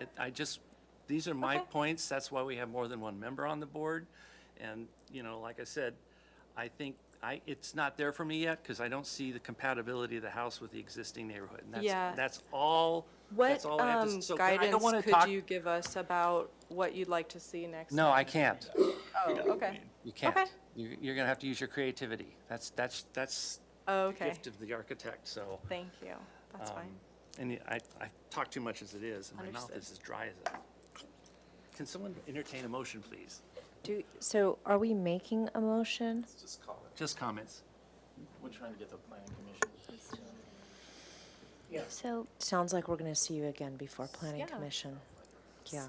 just to, We definitely need a motion for continuance either back here or continuance to the planning commission. I'll try. This is going to be painful because of the divergence of the board right now, but I'll make an effort here.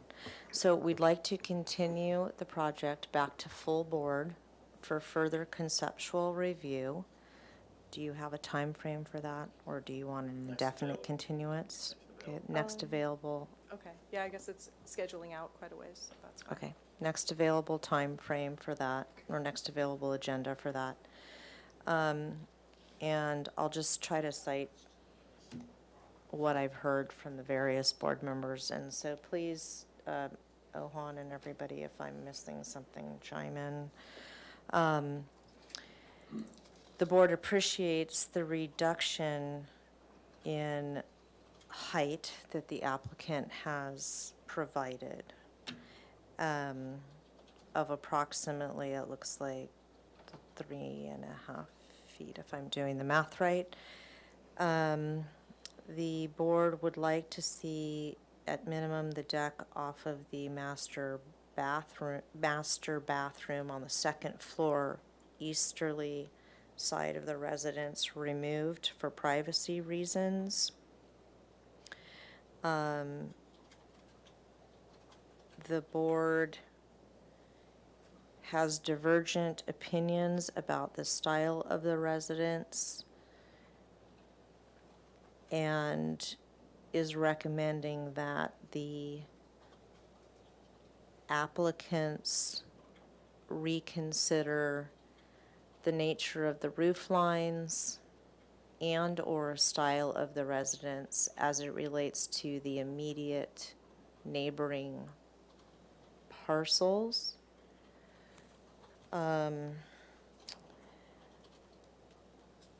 There is a concern about the extent of the use of the Corten material.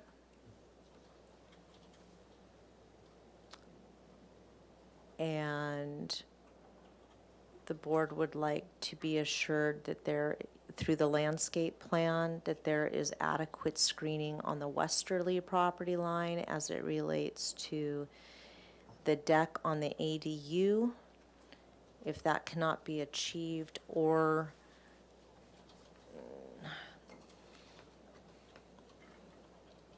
we would like to be assured that there's adequate screening or see that deck removed.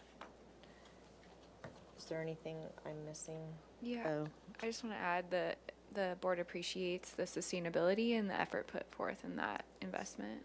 yeah, that should be added to the motion, please. Mr. Arakelian, have I missed anything? No. Okay. And Chair And then the Miller- only thing else I would add is,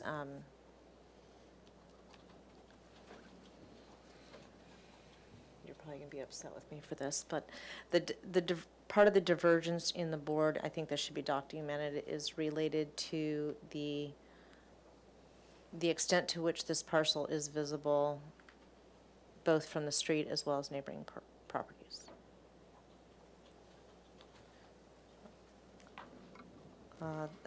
That's my motion. All right, do I have a second? Chair Miller, if I could just interject briefly. Yeah. Can we please continue indefinitely? Not just, so we can have that language specified? Yeah, I think I had said continued indefinitely to the soonest or something like that. So, yeah, I'm sorry. That was kind of, those two things were a little bit in conflict. May I have a second, please? Second. And can we add, to the maker of the motion, add that we recommend that the neighbors be in communication? Yes.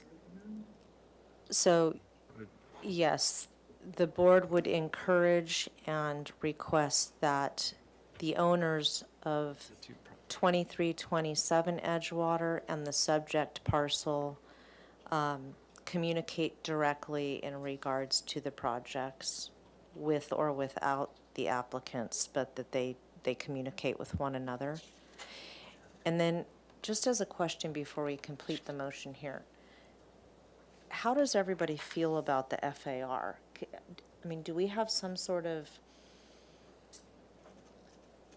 do we have an opinion or a consolidated consensus? Do we have consensus about the FAR? Because I think that would help the applicants if we can tell them whether we are in agreement on the current FAR or not. Well, I would appreciate that they reduced it, but I'm kind of nonplussed about the current FAR based on the property. So is anybody adamantly against the FAR that we're seeing proposed? I was wanting to confirm that the FAR excluding the ADU. It's 88%. 88% is Okay. Yeah, I would request a reduction of just the main house to 85. Okay, so the general consensus of the board for purposes of the motion, Ms. Gu, is that we think that the FAR is generally in the ballpark, but that some reduction in the floor area ratio specifically related to the primary residence, that would be desirable, getting it closer to the 85%. If you could read back the motion, and then we could maybe second it again as amended. Okay, this is what I have so far. Continued indefinitely with comments.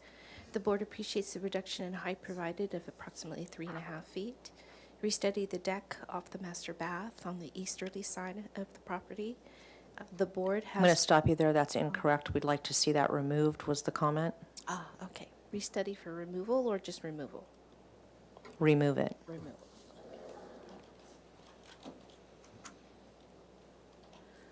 Okay, also there was a comment later on that you made regarding that particular master bath, and it was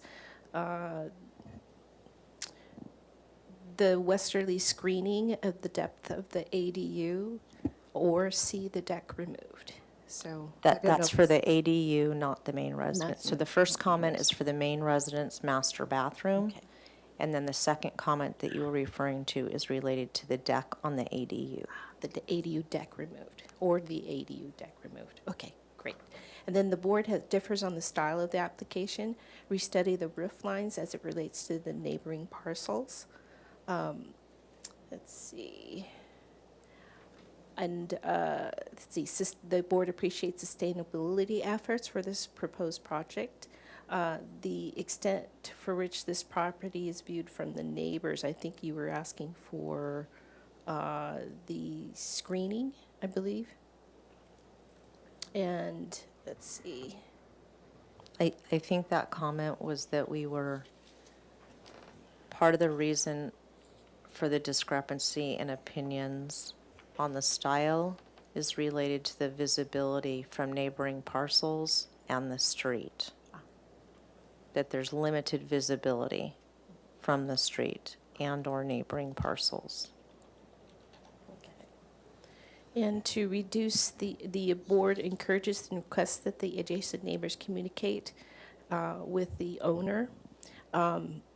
Reduce the primary residence of FAR. And then there was also a comment about the extent to which the Core 10 steel is used. Yes, the Corten steel material. Thank you. Yes. Does that sound right to everybody? Okay, so that is the motion that I am making that is on the table. Do I have a second? Second. All right, may I have a roll call, please? Okay, here we go. Chair Miller, Yes. Vice Chair Kalas, Yes. Board Member Akelian, Yes. and Board Member Klein. Yes. The motion passes. Thank you.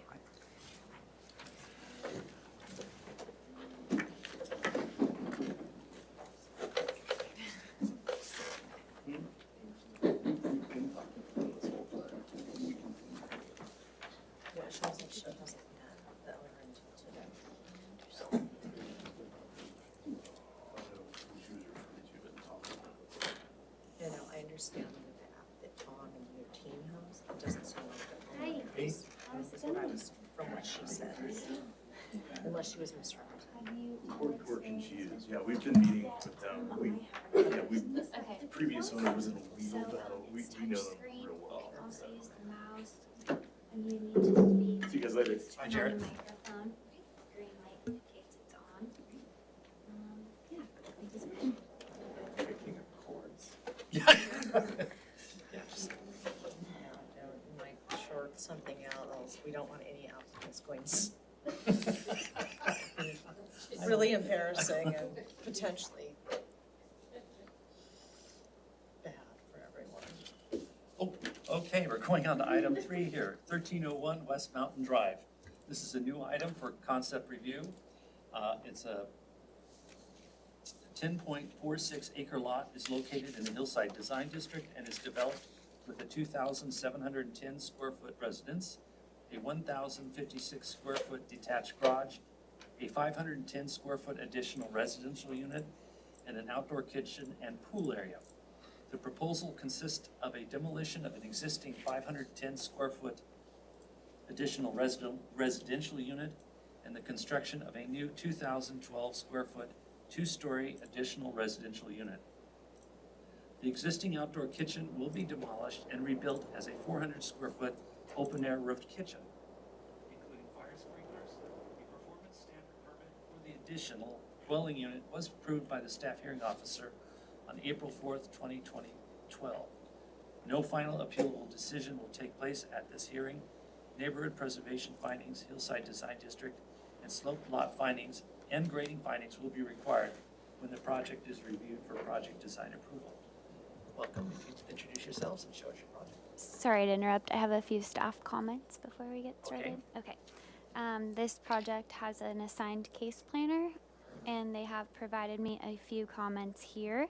So as the project description states, it's here for a concept review, so for comments only, to consider the neighborhood compatibility, size, bulk, scale, aesthetic appropriateness, and the SFDB doesn't necessarily need to make the substantial conformance determination findings. Staff, that's at a staff level, and staff has found that the project substantially conforms to the previously approved performance standard permit. The project scope is consistent, and staff also has a comment here that they feel the residential second unit is not visible from the adjacent properties or the public right-of-way. Very good. Welcome. I'd like to introduce yourself and show us your project. Hi, I'm Kat Seth with Blackbird Architects. Ken Radke from Blackbird Architects.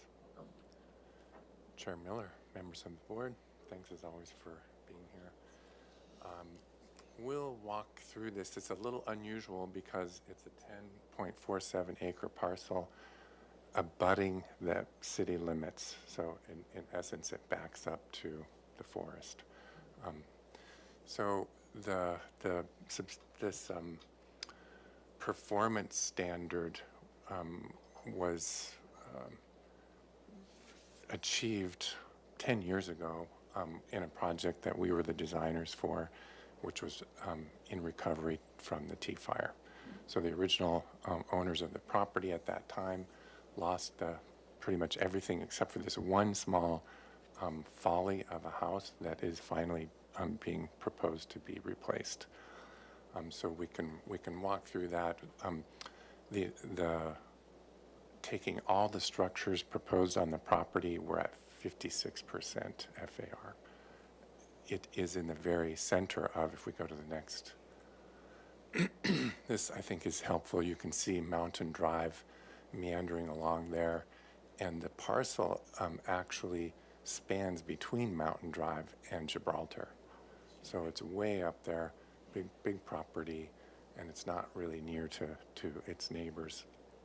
There's a neighbor just to the south there, but they're far down the hill. Can you just point out where access is from real quickly?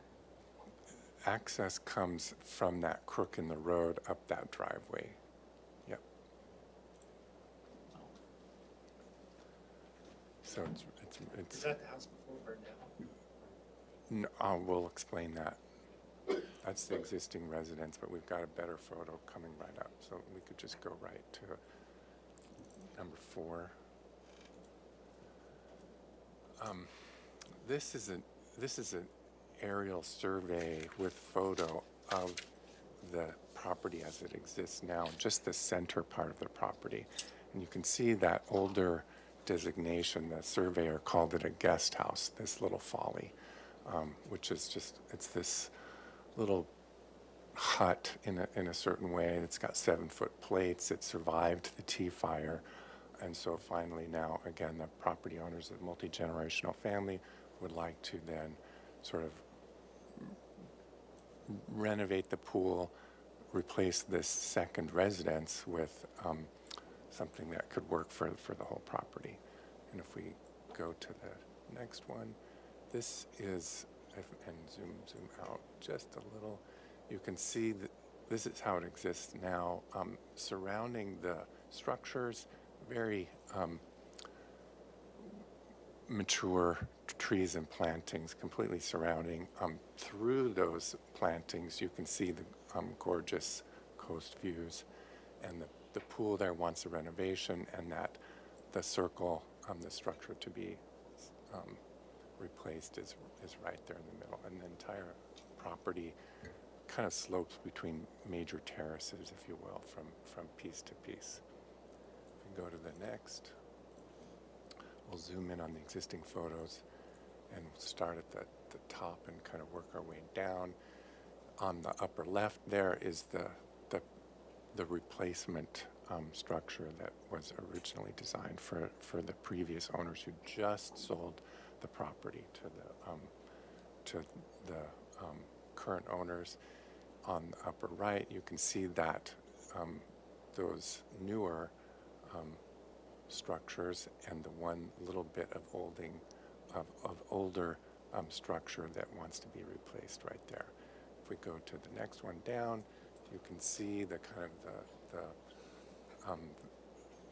great variety of trees, native and non-native, that are sprinkled all around. You can see the contemporary house that, this is the back of the garage here that would face towards the new spot. If you go to the one down below, you're looking again towards the coast and towards right there in the middle, surrounded by those trees, is the piece to be replaced. And go down to the next.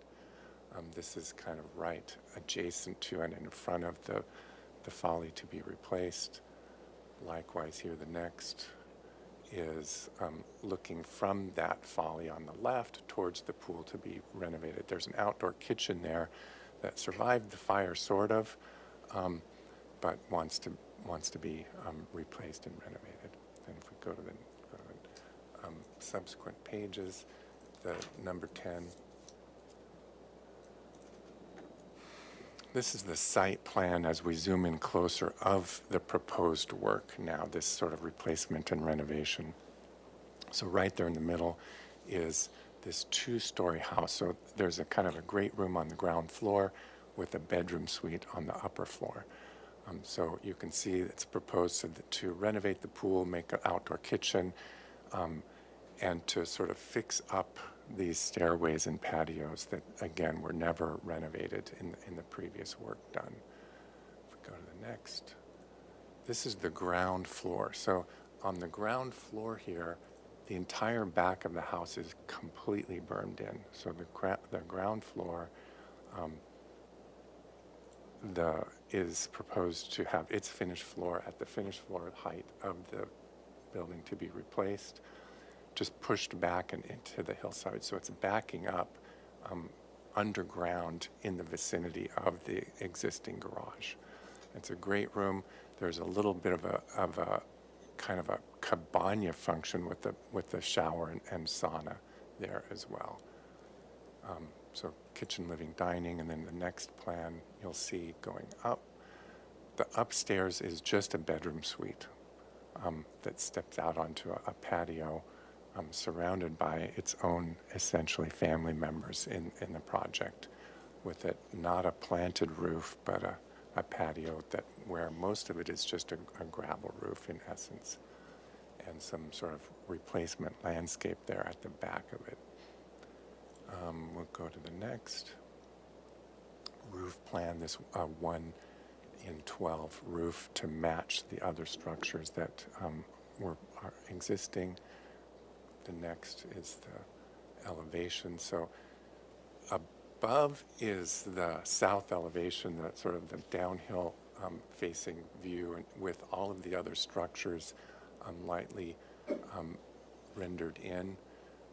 You can see the great room and powder room and sauna on the ground floor. You can see the bedroom suite above. The bedroom suite is 1 foot below the garage and 5 feet below the finished floor level of the main residence. In the bottom elevation, if you will, you can see the stepping down of these elements down towards the pool. The pool is 6 feet below the finished floor of this residence as proposed, to remain where it is and just be renovated in essence. You can go to next. The palette of these proposed structures is to match the existing, previously realized structures up above 10 years ago, which is earth tones, the fascias and stuccos. The fascias are sort of dark bronze color, windows and doors dark bronze color, some body color of plaster, 2 colors of earth tone plaster, and of course sandstone accent pieces in here. And then that last page, 16, is the proposed outdoor kitchen with the little shade and roof covering. The next page, 17, is this overall site section.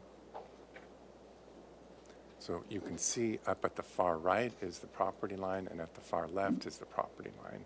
So we're in the middle of this big parcel, and surrounded by our own sort of family members in essence.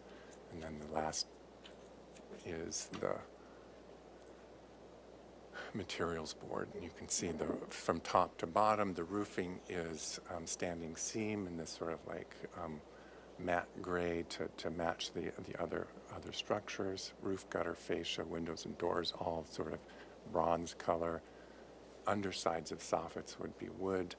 Patios, terraces, site walls are these sand-colored concrete, existing sort of rubble sandstone walls, some more refined sandstone walls, and then the walls on the house itself, earth tones, body colors.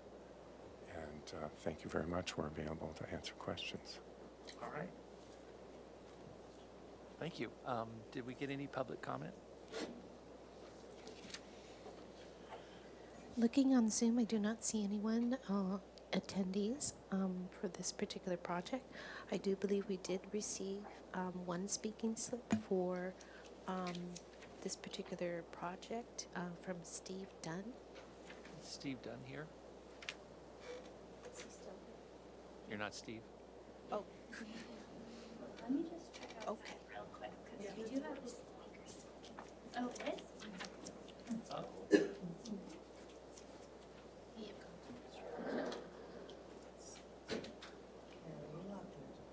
Can you zoom in on this for me? Thank you.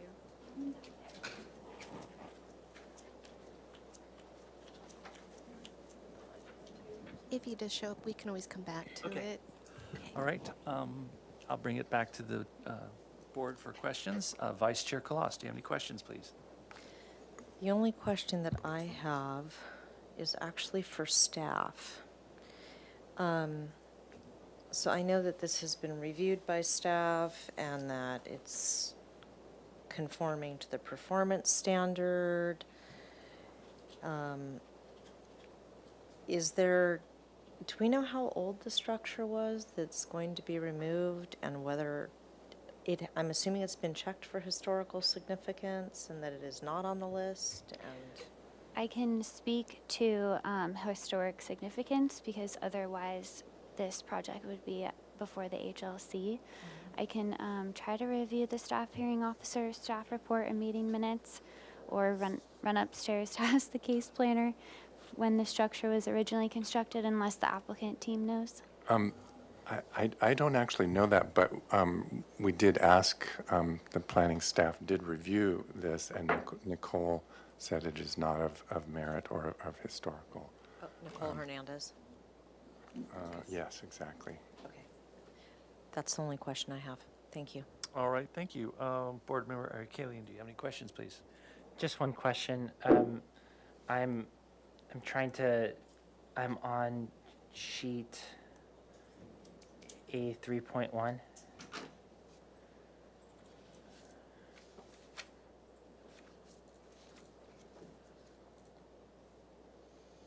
And I'm on view 2. I have a question about the glazing. Is dwelling unit 1, does it have a similar, I just wanted to see how they speak to each other. The dwelling unit 1, the door operation, or the patterns of glazing and for consistency. Yes, absolutely.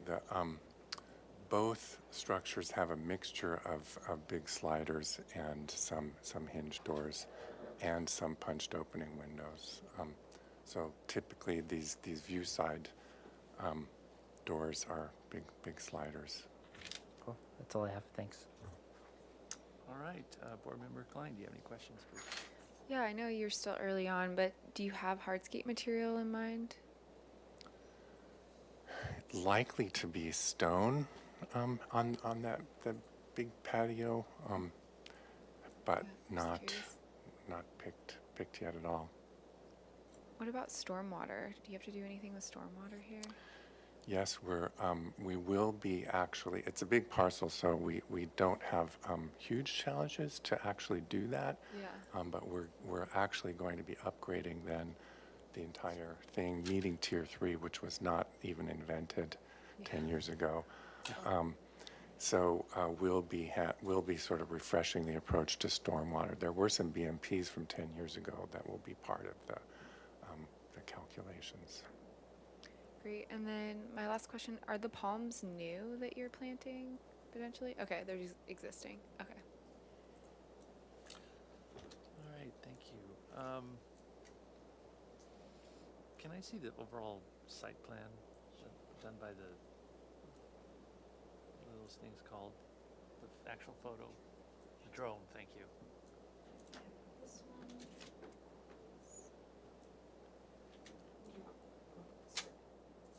Well, there was the other one was even bigger. It showed that one.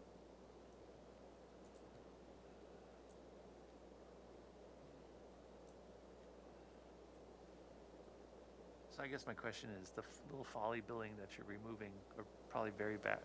Originally, they were all that style, this Mediterranean tile, or was that just a? They weren't actually. I'm familiar with what was there before. Yeah. It was a kind of a collection of different things, and the other thing was more like wood rustic, I would say, with kind of more 70s-ish. Interesting.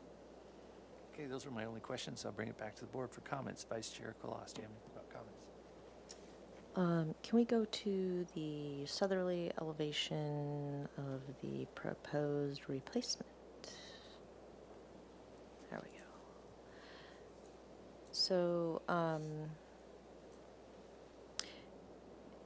I actually drove up here today. I drove and I drove and I drove. It's like, oh, West Mountain Drive, it won't be that far. But it's like basically where east and west come together, so it's kind of a ways away. And yeah, it's not visible. This is kind of its own slice of paradise up there. The only, I think, this relates nicely to the development that's on the property currently.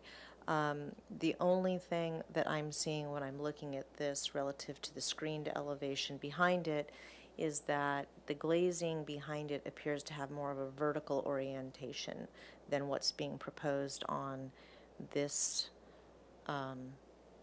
particular unit or this particular building. And so I guess I would question what's driving that and why you've elected to diverge from sort of that more vertical oriented glazing. Less is more. Just the owners have their heart set on opening up the views to the greatest extent possible. Interestingly, the previous owners were hemmed in more by the technical availability of what you could do back then. Now these larger ones are available. So that's the idea. They don't face each other in that way. Are they sliding? So do they all retract completely? Is that completely open? On They're the lower level? bypass, so Okay. they go, you'll They'll all wind end up with in one panel, 2/3 basically. open, Yeah. Okay. My only comments. That was it. All right, thank you. Board Member Arkalian, do you have any comments, please? I do. I just want to go to sheet A3.2 for a quick sec.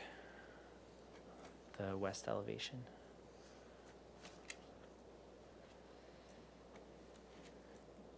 I feel like this elevation here really demonstrates well how thoughtful the applicant has done with the placement of the site. Like that it's tucked down.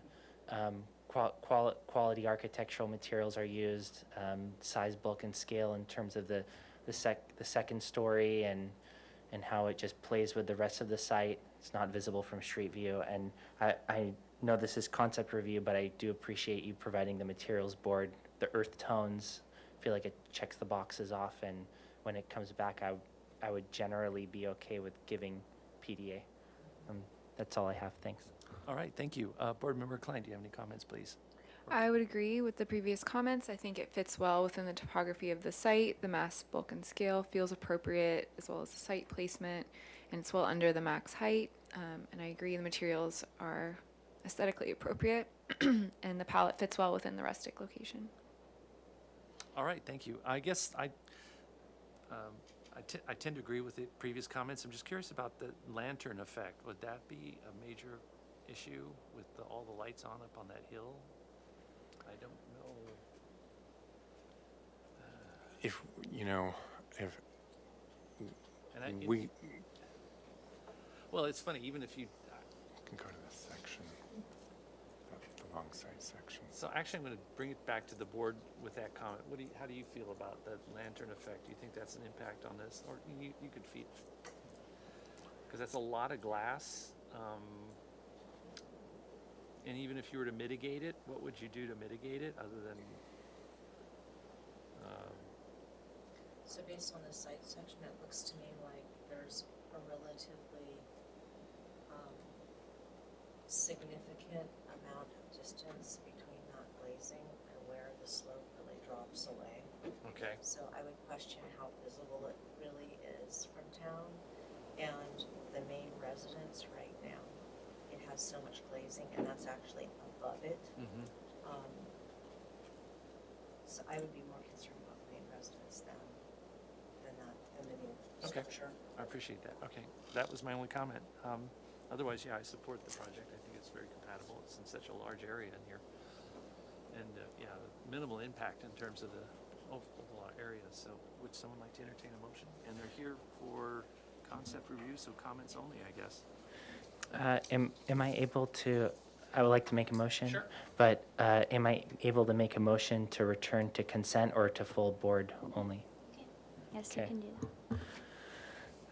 I would like to make a motion for this project to return to consent indefinitely for PDA and final. with the following comments from the board.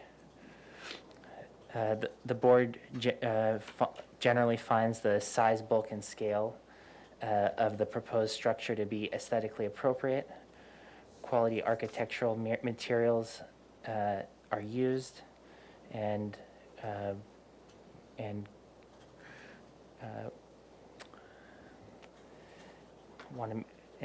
proposed color palette is aesthetically appropriate with the neighborhood. I'll second.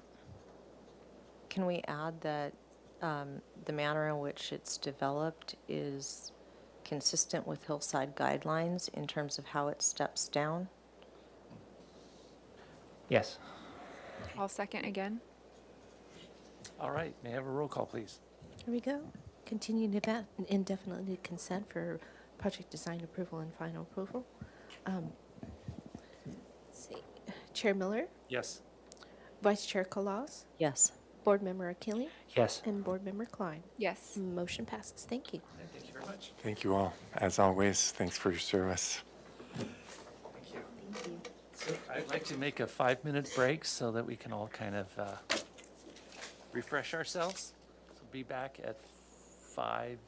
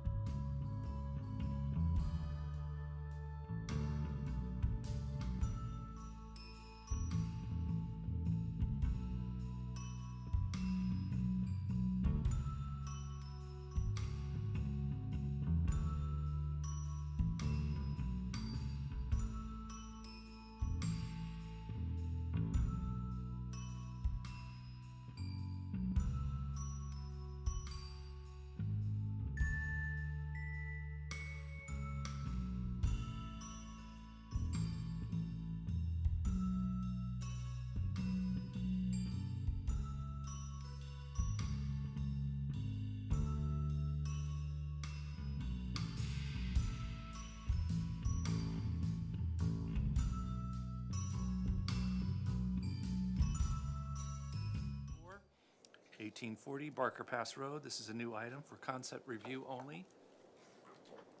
The site is currently developed with a 2,076 square foot single-unit residence with an attached 433 square foot two-car garage. Located in the Hillside Design District, proposal to demolish 348 square feet of floor area, construct a 407 square foot first floor addition, and a split-level addition comprised of a 743 square foot basement and 665 square foot upper level.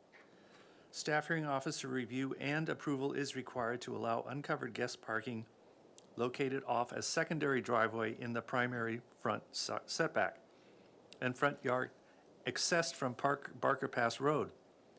Project includes a new vehicle gate at the secondary driveway and a minor zoning exception to allow the front fence to exceed 42 inches within the first 10 feet of the front lot line.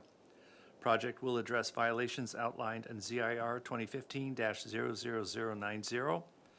The proposed total of 3,815 square feet on a 16,553 square foot lot is 87% of the maximum guideline floor to lot area ratio. No final appealable decision will take place at this hearing. Neighborhood preservation findings and Hillside Design District and slope lot findings will be required when the project is reviewed by project design approval. So do we have anyone from this property? That is very complicated. So Chair Miller, board members, we have lost quorum for this item, as we Uh-oh. only have 3 members present right now. So we recommend postponing this item to date certain, please, of 8/29, so the applicant can return. Oh, no. Okay, so what do I need to do? So if we could just motion to, postpone to the full board for the initial concept review on 8/29. I'd like to postpone this project to the full board for comment at 8:29 due to the fact that we don't have a quorum at this time. Is that a motion? Do we need to Oh. second? I'll Yeah. second it. Okay, for August 29th, full board meeting. Okay, Yes. that item is postponed. Let's see. Chair Miller, Yes. Vice Chair Kalas, Yes. Board Member Kalian. Yes. A motion is postponed. Thank you. All right, thank you. Thank you. I'm so sorry. See you next time. I appreciate your time. Absolutely. Is that because Katie's involved in that? Well, no wonder you knew we were gonna get out here at 6:30. You little stinker. Nice surprise, though. I mean, unfortunate Not for really, the but- applicant, but I know. good for timing. You want to come up? I'll show you how to. This is dangerous. I know. Why are these in front of me? These are my favorite. Oh, are they? Okay. They're the peanut butter You're M&Ms. gonna be navigating the laptop. You can use the mouse, also touch screen, zoom in and out of here. Thank you. I just wanna kind of walk through the context code. Conditions, if you have any plans for landscape, I'm not sure, maybe you're not there yet. Unfortunately, yeah, need help with it right there. I'm drowning on this. Are we within the? We'll know. This if is we're not. the We'll step in. property We'll try to owners help. here. So it's outside the 15-minute agenda item, does that matter, or should I wait till We're 5? good. Are we within it? We're good, 'cause it's, oh, yeah, we're good. We're good? Okay, I'm moving to item 5, 1859 Eucalyptus Hill Road. They're here for concept review only. Proposal for additions to an existing 1,685 square foot single-unit residence and a 525 square foot garage located in the Hillside Design District, comprised of a 171 square foot first floor addition to the existing garage, a 105 square foot first floor addition, and an 804 square foot second story addition. The proposed total of 3,290 square feet on a 23,285 square foot lot is 70% of the maximum guideline floor lot area ratio. No final appealable decision will take place at this hearing. Neighborhood preservation findings and Hillside Design District and slope lot findings will be required when the project is reviewed for final design approval. welcome and introduce yourself and show your project. Hello, my name is Parker Warner. I'm one of the owners, my wife. And first time I've done anything like this, so bear with me. Our designer had a personal complex, we couldn't make it, so Okay. you and I talked. We've been obviously working on this project, so Okay, great. do my best. Sure. So this house is at 1859 Eucalyptus Hill, and we are. Just turn on your microphone. And sometimes it looks like it's turned on, or it's not. Kind of looks like a green light, but.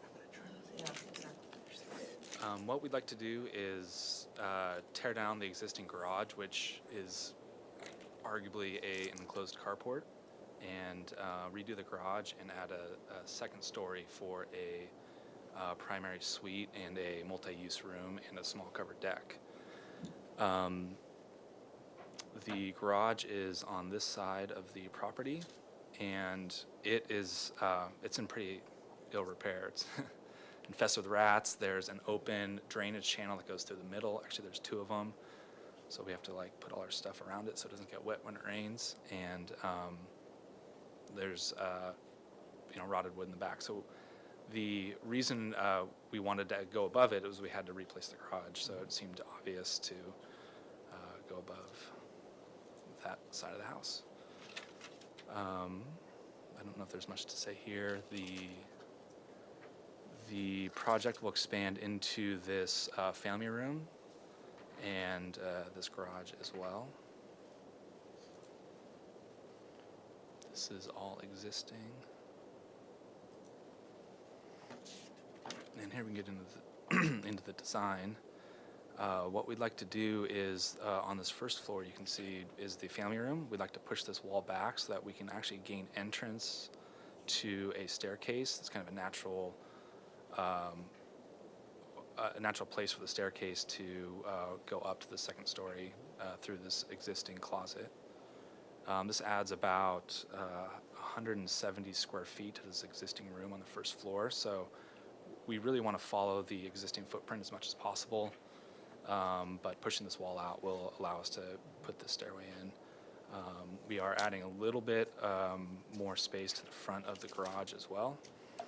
On the second floor, we're following the same footprint with the stairs coming up. The primary bedroom will be here, bathroom and covered deck and office or multi-use space over on this side. You can see a rendering here. The house was built in 1955, and the previous owners built it and lived in it and passed away in the house. So it's gone through a couple of weird add-ons and changes over time. Originally, it was a ranch-style home with board and batten on the outside. At one point, I think in the 70s, they replaced the existing roof with a concrete Spanish tile roof. So you kind of have two mixed,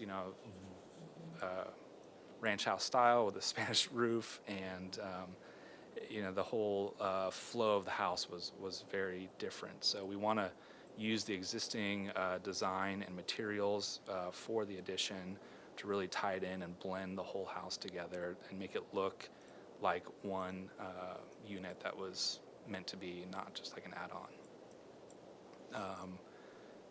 The roof is really old and extremely heavy for this house, being full concrete, so we would like to add a metal roof on it, raised seam, and there's a couple other houses in our neighborhood that have them, so we think it tie in really well with the aesthetic.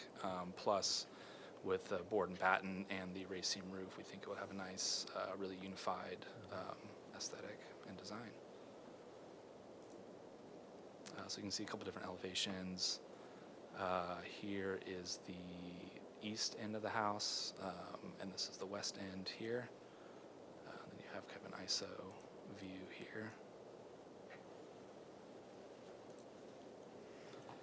Here are some photos of the existing structure. You can see this front view has three different elevations on the roof. So you can kind of see the original house here and a carport that was turned into a family room at one point, and then an additional garage or carport that was added. So you have this cascading roof line that really doesn't tie in well. You can see the different elements the concrete Spanish tile roof. The back of the house is stucco, so we'd like to continue to use that for the add-on. We have landscaped previously and updated. You can see our neighbors. This is to the east side, directly to our property line, and both neighbors on either side have given us a personal letter of recommendation and approval for this project. They both really support it. They see that it'll increase value, and we've been talking about them with design from day one, so they're really in the loop and really support it. We do have neighbors, you can see here, up the hill from us, and they're pretty far up and set back from our property line, so going up a story really won't impact them at all, and will also be lower than this roof line by a lot, so we don't think there'll be any impact to the neighbors behind us. We are below the maximum height levels for the roof line too.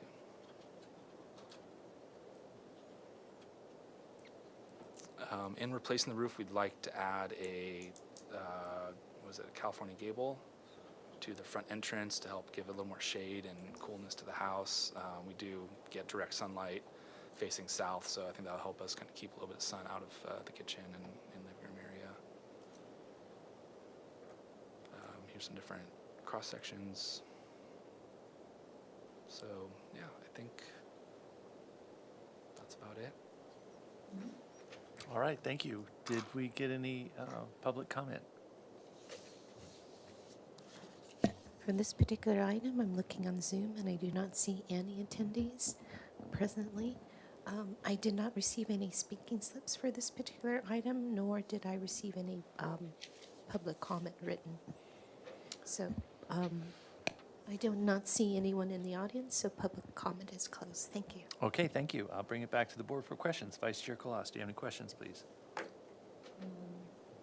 The only question I had was, originally was why you were putting the second floor over the garage, although I think that it makes sense there. I did go up to take a look at the property, and from a massing standpoint, it makes sense. But you've answered that question because you're rebuilding the garage. So don't think there's any other questions that I have. Do you have a color palette or finishes that you've proposing aside from, I mean, it looks like you're doing a standing seam metal roof, but do you have any idea of what color the exterior would be? Yeah, currently the exterior is painted Swiss Coffee off-white. So we'd like to continue that color and have a dark roof. A lot of our windows are aluminum clad and they're dark brown. So we'd like to have kind of a roof that ties into that as well. Our hand railings are kind of dark brown and iron as well. So we don't want a bright roof. We want it to kind of sit into the hillside and not be as noticeable. But you intend to keep the light color for the walls? Yes. Okay, thank you. Board Member Eric Kaling, do you have any questions, please? I do. It's about the garage door. Is it all glass panels, or what? I'm on A3. Right. Page 6 of the. Page 8. I'm seeing page 6 of the PDF. Yes, there we go. This is all wood. All wood. We haven't made a final decision on it. We're considering doing some small windows up top to let in some light, but it'd be mostly wood. Okay. I think that's all I have. Thanks. Thank you. Board Member Klein. No questions? These elevations aren't in color, so it would be great if they were in color. We put finish schedule here. Is it possible for you to zoom in on the finish schedule? Yes. Mr. Warren?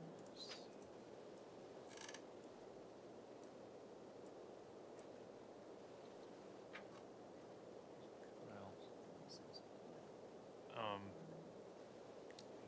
photo of the existing too, if you'd like. What's your plate height of your second story? It is, And what's the plate height of the first story too as well? second story, 8-foot ceiling, so it's plate height of 9 feet. Okay. First story is also, I believe, 9 feet.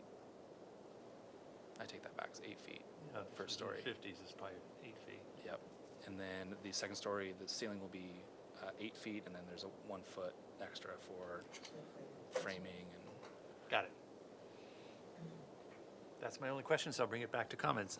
Vice Chair Kalas, do you have any comments, please? Yeah, could we look at the, it'd be your south elevation, please?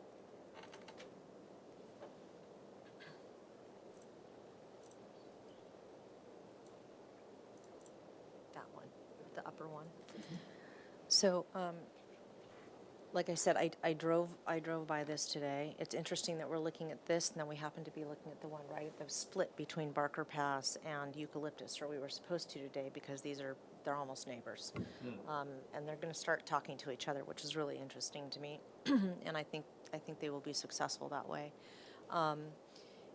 The house to your east is much larger, much taller, and the parcel is also just topographically it sits above yours, right? So I think it makes sense for the addition to be on the east side of the home. I think that generally this is successful from a massing standpoint, but I'm a little bit concerned about some of the relationship between the second floor and the garage below. It feels a little awkward to me that the addition is sort of set off and isn't more centered on the garage doors below, that there's not more of a symmetrical relationship there. I wonder if the west wall of the pop-out of the master bedroom, I think it is, if it couldn't be extended to the west to resolve that. I think that would help to settle it a little bit better. I do like the fact that there is a brow in front of the second floor mass. It helps to set it back and soften it so that it doesn't feel like just a big wall. I think that's successful. I'm concerned about the size of the structural elements that are showing that support the Californiaed roof over the front, what I think is the front door.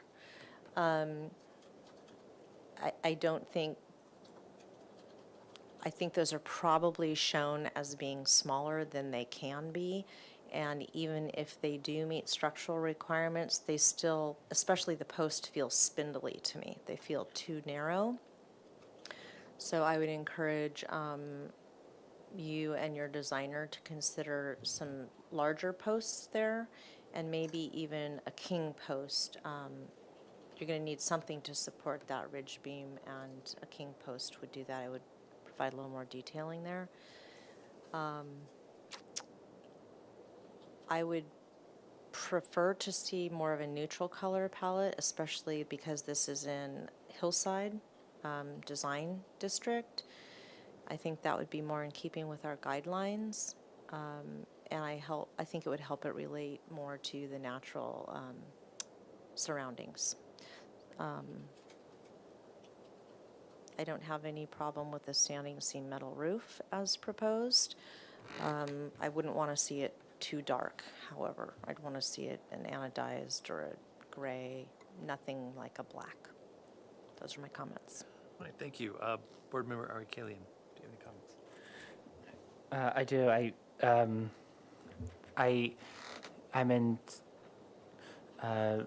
support of Vice Chair Kalas's comments about the second story above the garage. If I'm looking at the south elevation right now, and if the element right above the two doors can and in the windows can be more centered, it just feels a little off center. I feel like it would, and I'm looking at the north elevation on the left. It just shows off this mass. So I feel like if you to tuck that in a little bit, it'll kind of, the massing will step a little bit better. In terms of the entry, you know, I feel like I'm seeing the doors and then I'm seeing this big overhang. I just feel like that can be studied a little bit more on how that, I feel like it can be improved to be more aesthetically appropriate. There's those two doors, and then there's a door on the left of that. I'm looking at the south elevation, and then there's this big porch overhang. If it can be studied a little bit more to be, made a little, made the entry roof to be smaller. The proportions are, I don't know how to express it with the right words, but the proportions just don't feel right if it can be explored a little bit more on that front entryway.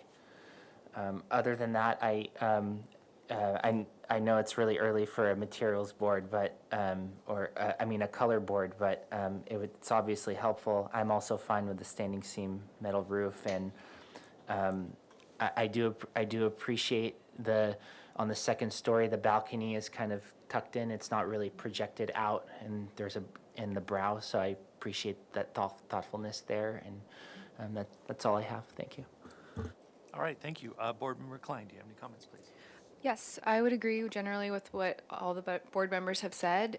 Generally, the mass, bulk, and scale is appropriate. It just seems the detailing needs to be massaged a bit. I'm also in support of the metal roof, and I think it's an improvement to the property.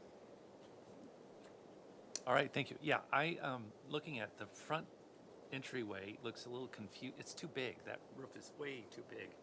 It's out of scale. It could be reduced quite a bit, I think. And I'm struggling with it being higher than the rafter of the existing roof. I think if it was the same level, that would be a little helpful. Bring it in a little bit and bring it down a little bit. The other issue I have is that its second story addition doesn't really jive with the existing look. The windows on the second story are horizontal, where your first story windows tend to be vertical. I think it would be better if they were all more in the same kind of look, so more of the vertical look of the existing home. I'm struggling with the windows above the two garage doors. That's a little, needs study. I think a little more symmetry there to give it a little more balance would be nice. In fact, can we go to the floor plan? Do you have I'd like to see the second story floor plan of your upstairs. That's exactly what I was thinking. Yeah, so where your primary bedroom is, and that, I would pull that wall over. If you zoom in a little bit further for us, just The second floor. Yeah, see where W04 window is? That wall, if you push that wall over, so towards the west. towards the west, so that it's more in balance with the downstairs. That gives you more space too. But I think that's something that your architect designer should explore, so that it's more in symmetry with the existing home, because it looks kind of, it's not a close, they're conflicting with each other. The new and the existing, there needs to be some balance to it. And I think One of the biggest challenges for this project was finding a place for the stairs. We cut into the garage space and this kind of L-shaped stair. I wish we had paper drawings, because what you have now is sort of does this. And what we're asking in your stairway is here. We're just saying pull this wall down so that it's just get rid of this. Get rid of that, yeah. It could actually be a larger entry for the master. Nice landing area. Yeah, exactly. Yeah. Just so that it's a little more balanced so it doesn't look so much like an addition, because right now it really looks like an addition. Sure. Those are my only comments. I have no problem with the standing metal seam roof either, so that's fine. So would someone like to draft a motion? These are for comments only. I'll give it a try. Okay. I would like to make a motion for the project to return to the full board indefinitely with the following comments. the board generally finds that quality architectural materials are being used. To study the sizes of the window glazing on the second floor to be more consistent with the first floor. For the applicant to study the massing of the second floor above the garage, in particular to make it more centered, the massing to be more centered above the garage. For the applicant to study the front entry porch, the scale of the roof versus the entry doors. I think I missed a few, but that's all I had for now. All right, do I have a second? I'll second that. And if I can ask that the word sizes regarding the windows be changed to proportions on the second floor, and that the word centered related to the second floor massing be changed to symmetrical. Are those acceptable? Yeah. Okay. And then the only other comment was related to the need for a proposed color palette, and that we wouldn't want to see too dark of a roof, if that's acceptable to you. That's fine, yes. All right, thank you. May I have a second? That was Colossus. Yes. And the motion is continued indefinitely to full board. Chair Miller? Yes. Vice Chair Colossus? Yes. Board Member Achille? Yes. Board Member Klein? Yes. The motion passes. All right, thank you. We look forward to seeing your new place. Yeah, you're welcome. Yeah. All right, being that that's the last item. That was actually good, just FYI. Like, you know, if you don't know whether that was a good outcome or not, you did well. I'd like to conclude the Single Family Design Board. Thank you very much. Okay.